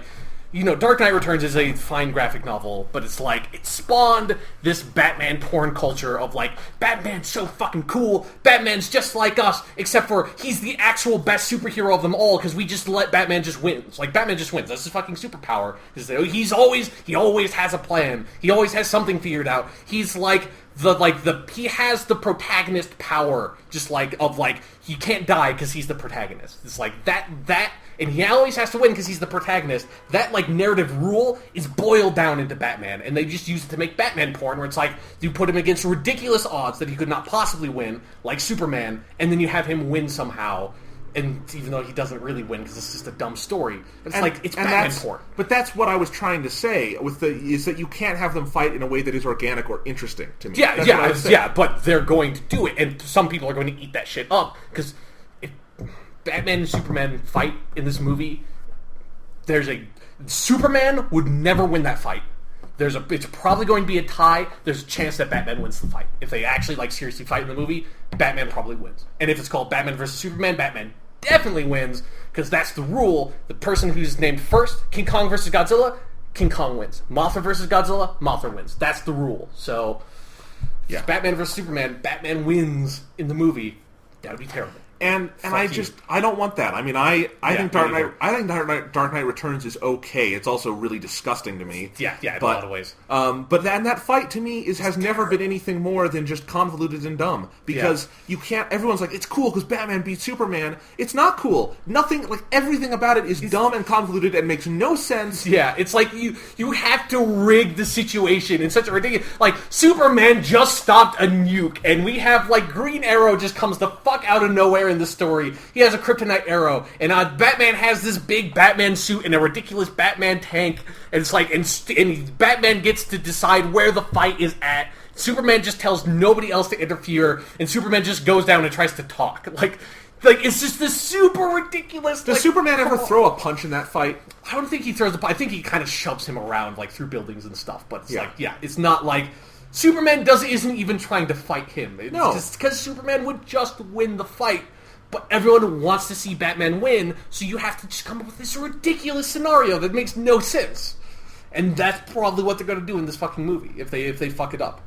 If the studios have what they want in this movie, that's what's going to happen. That's my prediction. And it just makes me sad. Yeah. It just bums me out. Again, I would have loved to see a nice World's Finest movie at some point, but and a lot of people are excited just because it's happening, but no one's thinking about what they're actually using. And I had that response too at first. I was like, holy shit, Batman Super, because I'm a dumb fanboy about this kind of stuff. Like my immediate mind just goes to, you could make this movie so fucking cool, and it takes me like a good couple of hours to like calm down and be like, they're gonna fuck this up so bad. Especially, I know you really like Man of Steel, but I really didn't. So I have even less confidence. Like I'm like, there's no way. You guys made this Man of Steel movie that I really didn't like. It's like you made this version of Superman I despise in a lot of ways that I think is an awful version of this character. If I want this World's Finest, like, in my head, like, I've just made the movie. Like, I've just made a World's Finest movie in my head, and it's like, I want to see it so bad. And they're going to fuck it up so hard. And let me elaborate here, because what you just said about you not liking Man of Steel and this version of Superman, even though I love Man of Steel, I actually agree with where you're coming from on this, because it is the whole comic book issue where I like Man of Steel, but that's not the comic book version of Superman. I get that, and I don't think it's a Superman you can do World's Finest out of. It's my same issue with the Batman movies, is I don't think you could ever do that Batman in Justice League because... Yeah, you couldn't even have that Batman fight like Mr. Freeze, because it would just seem ridiculous. Yeah. Or Poison Ivy. And that's why it confuses me that they're going for a new Batman here, because the one thing I could see is these two versions of Batman and Superman who really aren't Batman or Superman being with each other.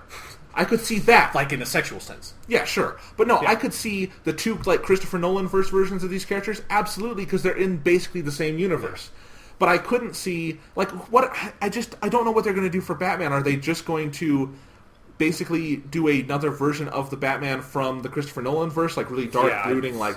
Or is it... I mean, like, because, for my go-to for all these characters is, like, defaults to the animated series versions. And they've made, if you want to see Batman and Superman team up, there were 3 episodes of, I think it was technically the Superman animated series that they were in. And that was, like, what they used to transition into the new Batman adventures, where they used the Superman style on Batman, where they crossed over for 3 episodes. And I actually, like, recently was at my house, was going through a bunch of old VHS tapes, and I have the edited together 90-minute, like, movie version of those episodes. It's just the world's finest movie. I have that on tape at home. But yeah, just go find, get those episodes. It is a fucking amazing version of Superman Batman together. But it's like, I have no idea what version of Batman they would do, but it's like they did cool Batman. It'd be cool. Like how you have to do Batman in this movie is Batman has to, like, it has to be a Superman movie first and foremost by far. Batman should you should never take the perspective of Batman. Like, it should, like, be following Superman or Lois Lane for, like, most of the movie, and, like, have, like, Bruce Wayne goes to fucking Metropolis he's going to help with the reconstruction of Metropolis, since they have the whole Man of Steel shit. Luthor would have to be the villain, because then you have, like, this business angle. Luthor's really smart, so Batman needs to be there because Batman's real smart. So Bruce Wayne comes to the city, and then he becomes Batman and fights Superman for, like, 5 minutes, but then, like, we can actually team together, because Luthor's the real asshole. They team together and fight the real asshole, Luthor. And it's like, but Batman has to just be in the shadows. Like, he has to pop up, like, occasionally for some scenes. But it's like, it has to be a Superman movie. Like, you can't... There has to be no emphasis on Batman at all, because that's what makes Batman cool in team-ups, is that he's the lone wolf who goes off, does, like, he's like the Jack Bauer. Like, he does what needs to be done, kind of thing. And it's like, yeah, there you go. That's cool. But they're gonna put Batman all over this fucking movie. You know, that's just what's going to happen because that's the business thing to do. Is Batman's popular, so let's put Batman everywhere. Batman's in every single frame. Yeah, probably. Yeah. Do you think they will make someone do the Christian Bale style voice again? That's the one hope I have is that we can get a Batman on screen that just has a non-dumb voice. The person I want as Batman, and he could play the Batman you just described so perfectly, Karl Urban. Put Karl Urban in that suit. If you have not seen Dredd, see fucking Dredd because he does the whole movie behind a mask, and it's fucking amazing. And if he did that voice as Batman in this movie, and they did what Sean just described, that could be good. Not going to be that, but yeah. And then even then, you haven't solved like we need to reconfigure how we're doing Superman in the first place thing, but yeah. Because there's so much. Because the other thing is like there's so much baggage after Man of Steel that you need to deal with. That's like Batman would just be a huge distraction because like Superman has to go through a whole bunch of shit now to be Superman. He's not Superman yet. He's just Clark Kent or Kal-El. Like he needs to go through so much stuff to become proper fucking Superman. That's like, what's the point? I don't want to see dude who's not Superman yet team up with random Batman that's probably not going to be cool. Because they have to make a whole new Batman, so who knows what that's going to be like.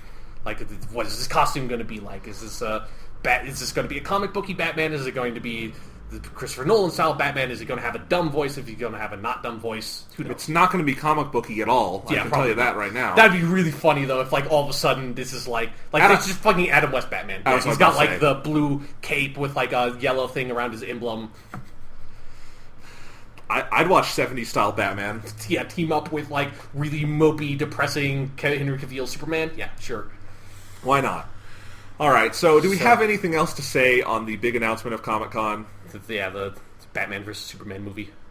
That's what I'm henceforth referring to that movie as until we get an official title. Okay. Like, I really hope they call it World's Finest because that's just like the best fucking name. World's Finest. And it makes sense with their style of titling. You know, The Dark Knight, Man of Steel, The World's Finest. It works. But it also would be kind of a shame because for me, The World's Finest so evokes that like golden age era, like, you know, really hopeful, optimistic, archetypal heroes that DC represents.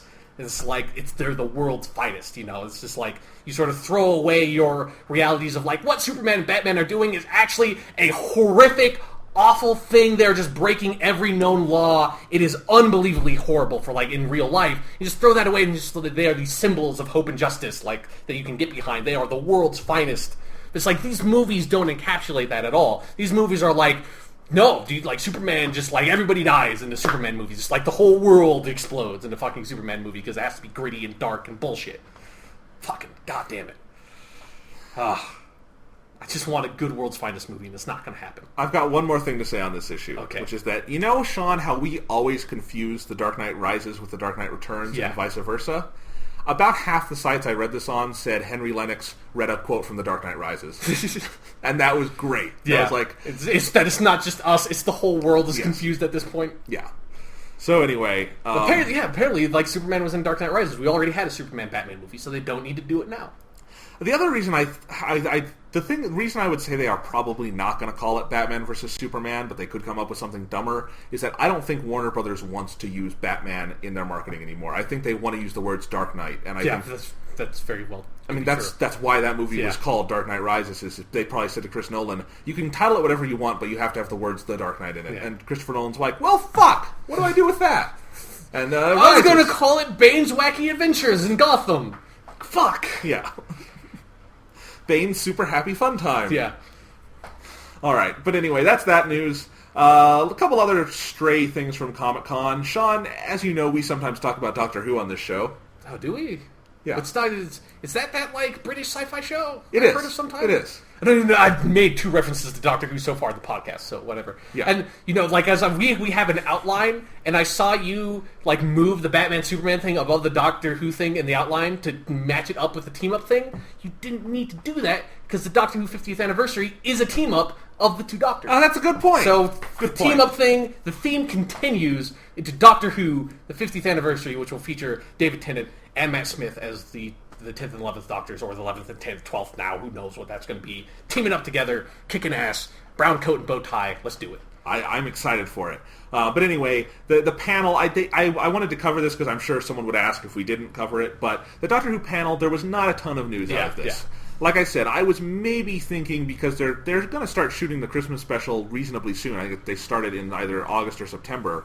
So I was thinking we might hear the 12th Doctor announcement here just because this would be such a big platform and receptive platform to do that on. But I think they had enough stuff to do already. Yeah, just something would feel weird to announce the next Doctor in San Diego. Yes, like, it seems would. like you'd want to do it in fucking Britain. Oh, I agree. And last time we have no idea how they're going to announce it because last time when they announced Matt Smith, they did it on Doctor Who Confidential. That doesn't exist anymore. So we'll see. But Moffat did say they are specifically still looking. They have not chosen anyone yet. There's actually been a lot of really cool interviews with Stephen Moffat recently where he talks about the search and the sense of responsibility he has and what a tough process this is. It's been fun to hear his thoughts on this because whatever issues we've had with his writing in the last year, maybe he's good at casting his shows. Yeah, and I'm excited to see who he chooses for the 12th Doctor. So. But anyway, we heard some cool stuff about the Adventures in Space and Time film, which, if you don't know, is this TV movie that Mark Gatiss has written. It's going to air around the time of the 50th anniversary special, and it's about the creation of Doctor Who. David Bradley, who you would know from Game of Thrones, he played... He's the character who executed the Red Wedding on Game of Thrones. You all know that. So that's what he's famous for right now. He's also Filch in the Harry Potter movies. He's a really good actor. He's been in lots of stuff. He's playing William Hartnell. That sounds like it'll be fun. We've got Brian Cox as the head of the BBC, stuff like that. I guess they showed a trailer and it looks really good. So I'm interested in that movie. The panel was apparently they had a lot of stuff to get through because they were specifically paneling both this film and the 50th special. Yeah. So they had the casts of both up there. So, what do you think of this movie that's coming out? I'm interested in it. You know, it's always kind of like it's a really interesting thing because particularly the thing I'm most interested in is just like the stuff around Verity Lambert, who was like one of the main producers, a woman, like one of like the only women in the like at that high level of a position in the BBC, and she really heavily pushed the show. So yeah, and I forget who's playing her, but it's some actress who it excited me when I heard she was playing Verity Lambert, and it's interesting. There was a show on BBC 2 years ago called The Hour. It ran for 2 seasons. It's fantastic. If you've never seen The Hour, go watch it. It's basically the exact same time period Doctor Who was in, and it was also about sort of a lone female worker at the BBC pushing for things. And so that's interesting. And I heard from people who were in the room that this actually looked like, very much like The Hour because it's in that period, deals with the character like that. So it should be interesting. William Hartnell, this is the second person who has played William Hartnell, because he was also played by someone else in the 5th Doctor, in the 5 Doctors. Yes. Yeah, in that crossover. Yep. 20th anniversary, I think. Yep. So, other than that, fans were apparently unbelievably obnoxious, at least to you and me, throughout this panel I read during the live blogs. Because did every single question end with timey-wimey or something? They squealed whenever there was footage of David Tennant or Billy Piper. Just squealed, I guess. And they really loved it, and they were not nearly as receptive to Matt Smith. See, this is why I hate Doctor Who fans. Yeah. I hate fans of most things. Yeah. Here's the thing that will make you punch my microphone or something, is they booed when Jenna Louise Coleman said she thinks the Doctor is asexual. I mean, that's just... When you take in the perspective of the show, that's basically just fact at this point, right? And they booed her! They booed poor Jenna Coleman. Yeah. As she's now going by. She dropped the Louise. Did you know that? No. I just think that's funny. She will now be credited in the show without the Louise. I hope, eventually it's just she just goes by Cole. Yeah. That's it. The artist formerly known as... Yeah. And it's just an image of Cole, like the Minecraft Cole. Yes. That's her name. And while not every question ended with someone saying timey-wimey, Moffat got multiple people on his case about so-called killing Amy and Rory. He did no such thing. He sent them back in time, and they lived out their lives just perfectly happy. Yes. They lived into their 80s. That's pretty old. Yeah. Yeah, I mean, okay, I can't remember who the writer is, but if, that dude was up there, they wrote Earthshock, it's like, you killed Attrick, you motherfucker! Nobody likes him! You motherfucker! Yeah. God damn it! Attrick was okay. He's not the worst companion on the show. Yeah. It's not Rose. Yep. But yeah, I guess they showed a preview for the 50th anniversary special, and I guess people could not hear the dialogue because whenever David Tennant or Billy Piper were on screen, people were applauding too loud. It's like, did people just stop watching the show and Matt Smith came on? I don't get it. Yeah, I don't know. I love David Tennant too, but, I like Matt Smith also. Yeah. I like all of them. It's Doctor Who. Yeah, I like Doctor Who. Yeah. Most of the time. Yeah. So anyway, Moffat was specifically asked about, for instance, why Jack Harkness is not in the 50th special, and he said, well, we couldn't include everybody, but, and I quote, he said, I have been lying my ass off for months about who is and isn't in the special, so there will probably be a lot more people in it than we've heard. That sounds fun.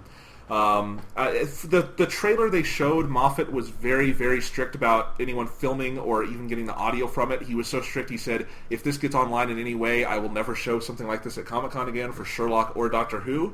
Sounded kind of draconian in that way, but yeah. So I have not... This is like, if any of this leaks online, next Comic-Con panel...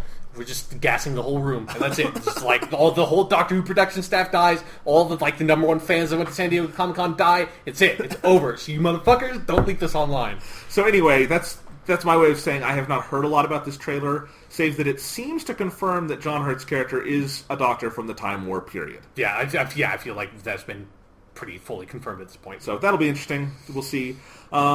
So yeah, that's the panel. They did not announce a lot of big stuff, but it sounds like it was people saw some cool stuff. Yeah, I guess David Tennant and Matt Smith look like they're having a lot of fun together in that trailer. I'm just excited for that. Hopefully, I would hope so. Yeah.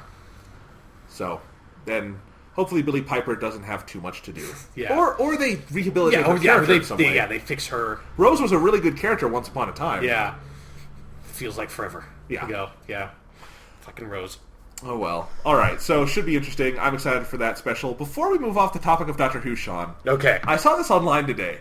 They have announced the complete Series 7 Blu-ray box set. That's not big news. Okay. That's, it comes.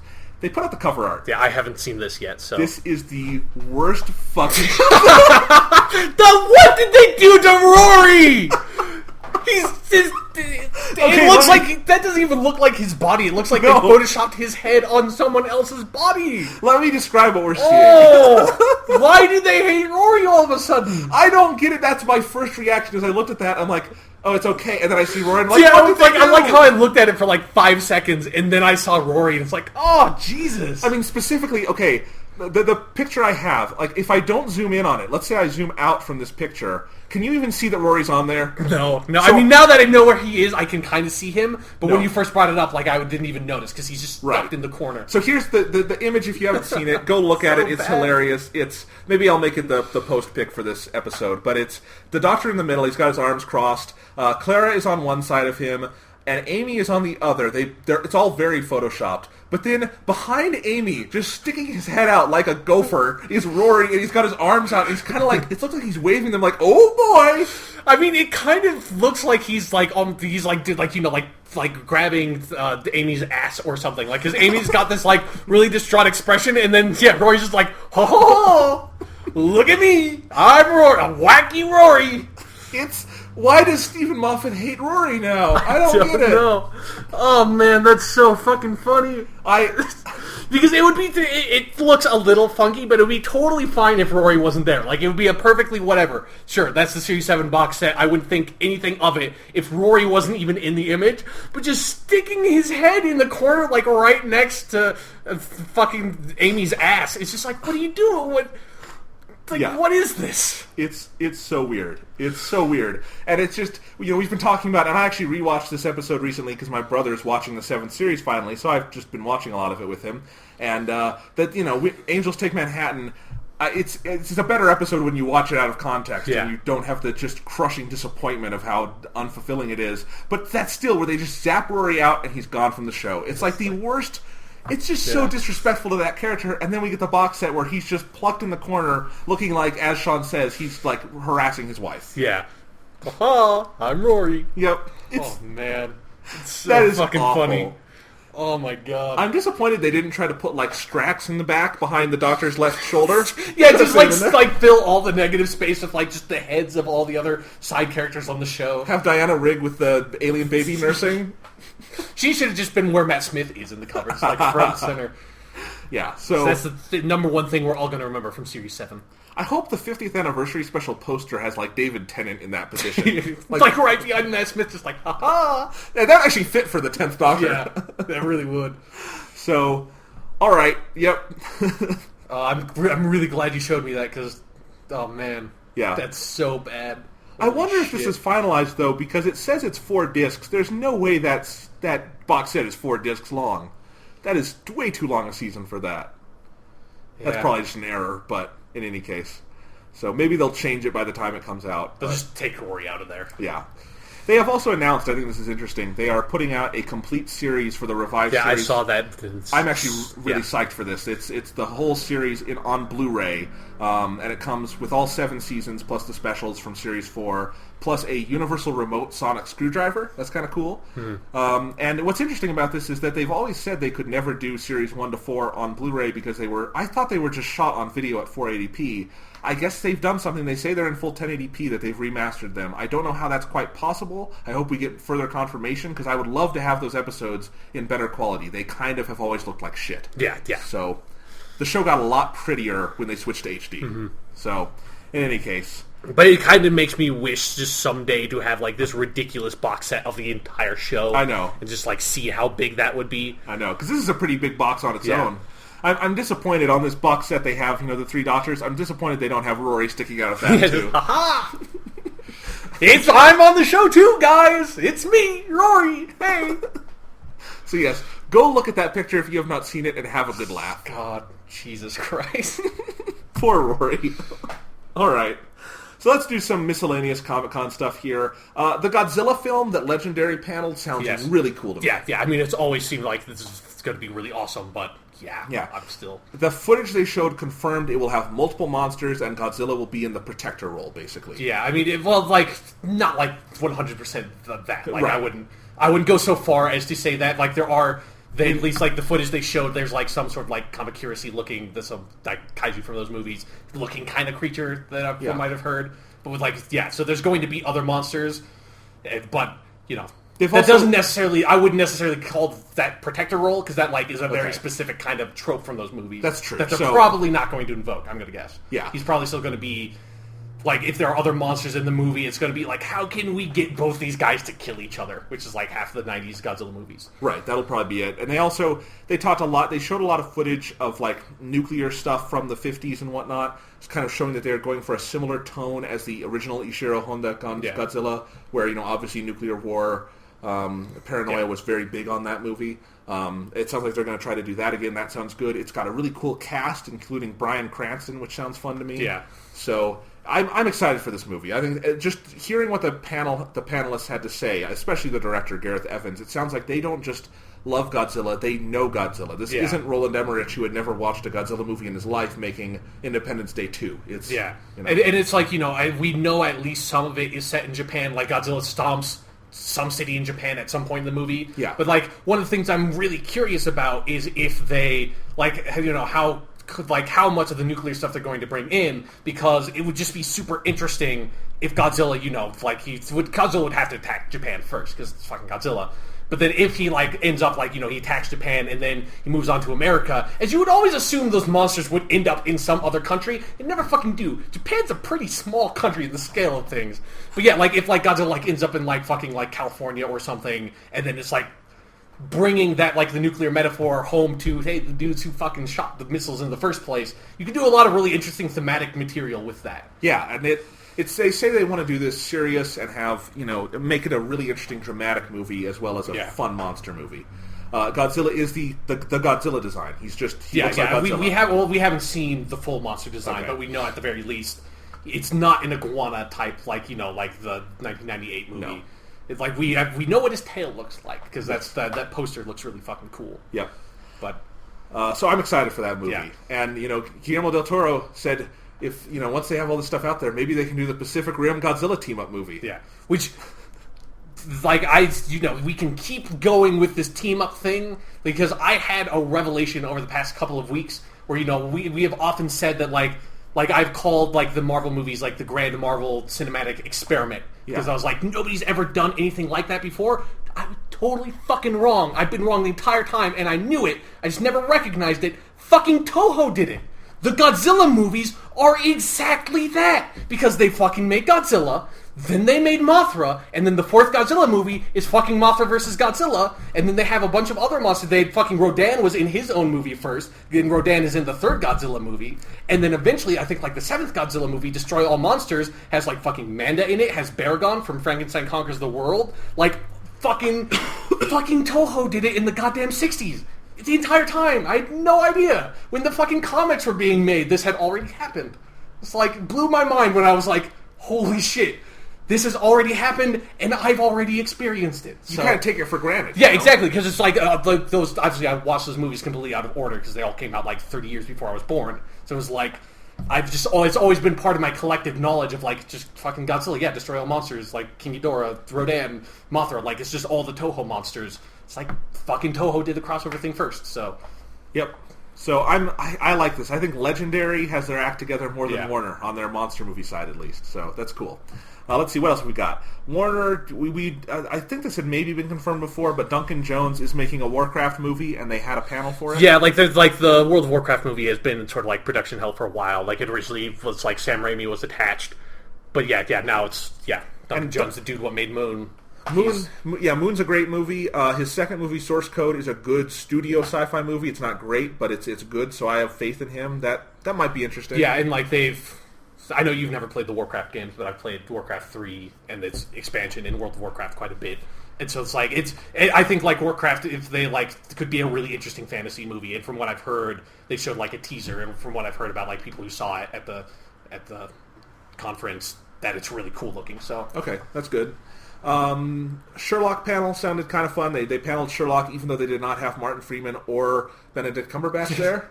So, I mean, but it literally, Martin Freeman sent a video from the set of The Hobbit. He is a busy dude. Yeah, no kidding. But it sounded like a fun panel. We got confirmation on the episode titles, which are always fun. And we confirmed that they are doing the marriage arc for Watson this year, which I've kind of been wondering when they would do that. But I want to see if I can find the titles, because these are always fun to go through with Sherlock. Yeah. I know the first one is The Empty Hearse, which is a takeoff on the Empty House, which is when he comes back. So yes. Do we want to do theories on how the fuck they're going to do that? No. It's been so long. I need to rewatch those episodes because it's been so long now. I don't even remember all the crazy shit that happens. The Reichenbach Fall aired January 15th, 2012. It has been so like at the very time. beginning of 2012, yeah. Yeah, so they're doing The Empty Hearse, The Sign of 3, that's a takeoff on The Sign of 4, which is a great book if you've never read it. And His Last Vow, takeoff on His Last Vow. Yeah. So I'm excited. The only reason I said that thing about predictions is that they were very clear again. They were trying to make everyone believe we have a really plausible way for Sherlock to have lived. I still don't believe that. I don't believe a word of that. If you watch that episode, there is... Sherlock is a Highlander. He's an immortal. Sure. It's like, there can be only one. It's fucking Sherlock. I still just want it to be that's how they do the Doctor Who Sherlock crossover is the Doctor saved him. Yeah. Yeah. I think they could do that. But, without a doubt.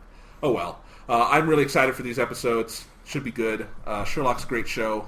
Excited for that to come back. If they said, when is that coming back? Did they say, or is it just like, we know what the episode titles are? PBS confirmed that it is coming back early next year, which makes me believe it's coming out on the BBC late this year. Okay. Because that's been the typical schedule. PBS never airs day and date. Mm-hmm. Downton Abbey, for instance, they always do like 6 months later, which is really weird because Downton Abbey is a huge hit and they could probably get much bigger audiences for it than they already do. Same with Sherlock. Yeah, that's weird. But, yeah, so I assume it'll be like probably maybe November-ish, December-ish. I mean, I think they're done shooting, so, they've got the episodes in the can. Oh, cool. So, yeah, so that's coming back. So that's that. That's basically all the Comic-Con news. There's some other things. This is not news. This is just some speculation that I heard out of Comic-Con that I think is fun to talk about. Mm-hmm. And the first one, I don't know if you've heard this, Sean. There were a lot of rumblings from real sources out of Comic-Con that J.J. Abrams is apparently considering dropping out of Star Wars Episode 7. This was first reported by Badass Digest, but a lot of people at Comic-Con, like reporters and stuff, were hearing these rumblings. And especially they have confirmed that writers have been hired for Star Trek 3 and whatnot. There are heavy rumors that, and I don't usually comment on rumors like this, but I think it's fun because all the Star Wars stuff is stupid. Yeah. Wouldn't it be hilarious if J.J. Abrams quit Star Wars 7? God, that would be crazy. And it's just like, and I mean, I wouldn't be hugely surprised because, this movie's set to come out 2015, and it's like, that seems so soon. That, that'd be fucking insane. Yeah. Oh my god. Yeah. Then they get George Lucas back to direct it. It was George Lucas's plan the whole time. He told J.J. Abrams before J.J. Abrams even made Star Trek. Yeah. It's like, we're laying this out, motherfucker. This is how I get Star Wars. I get, like, all this money, and I still make Star Wars shit. Yeah.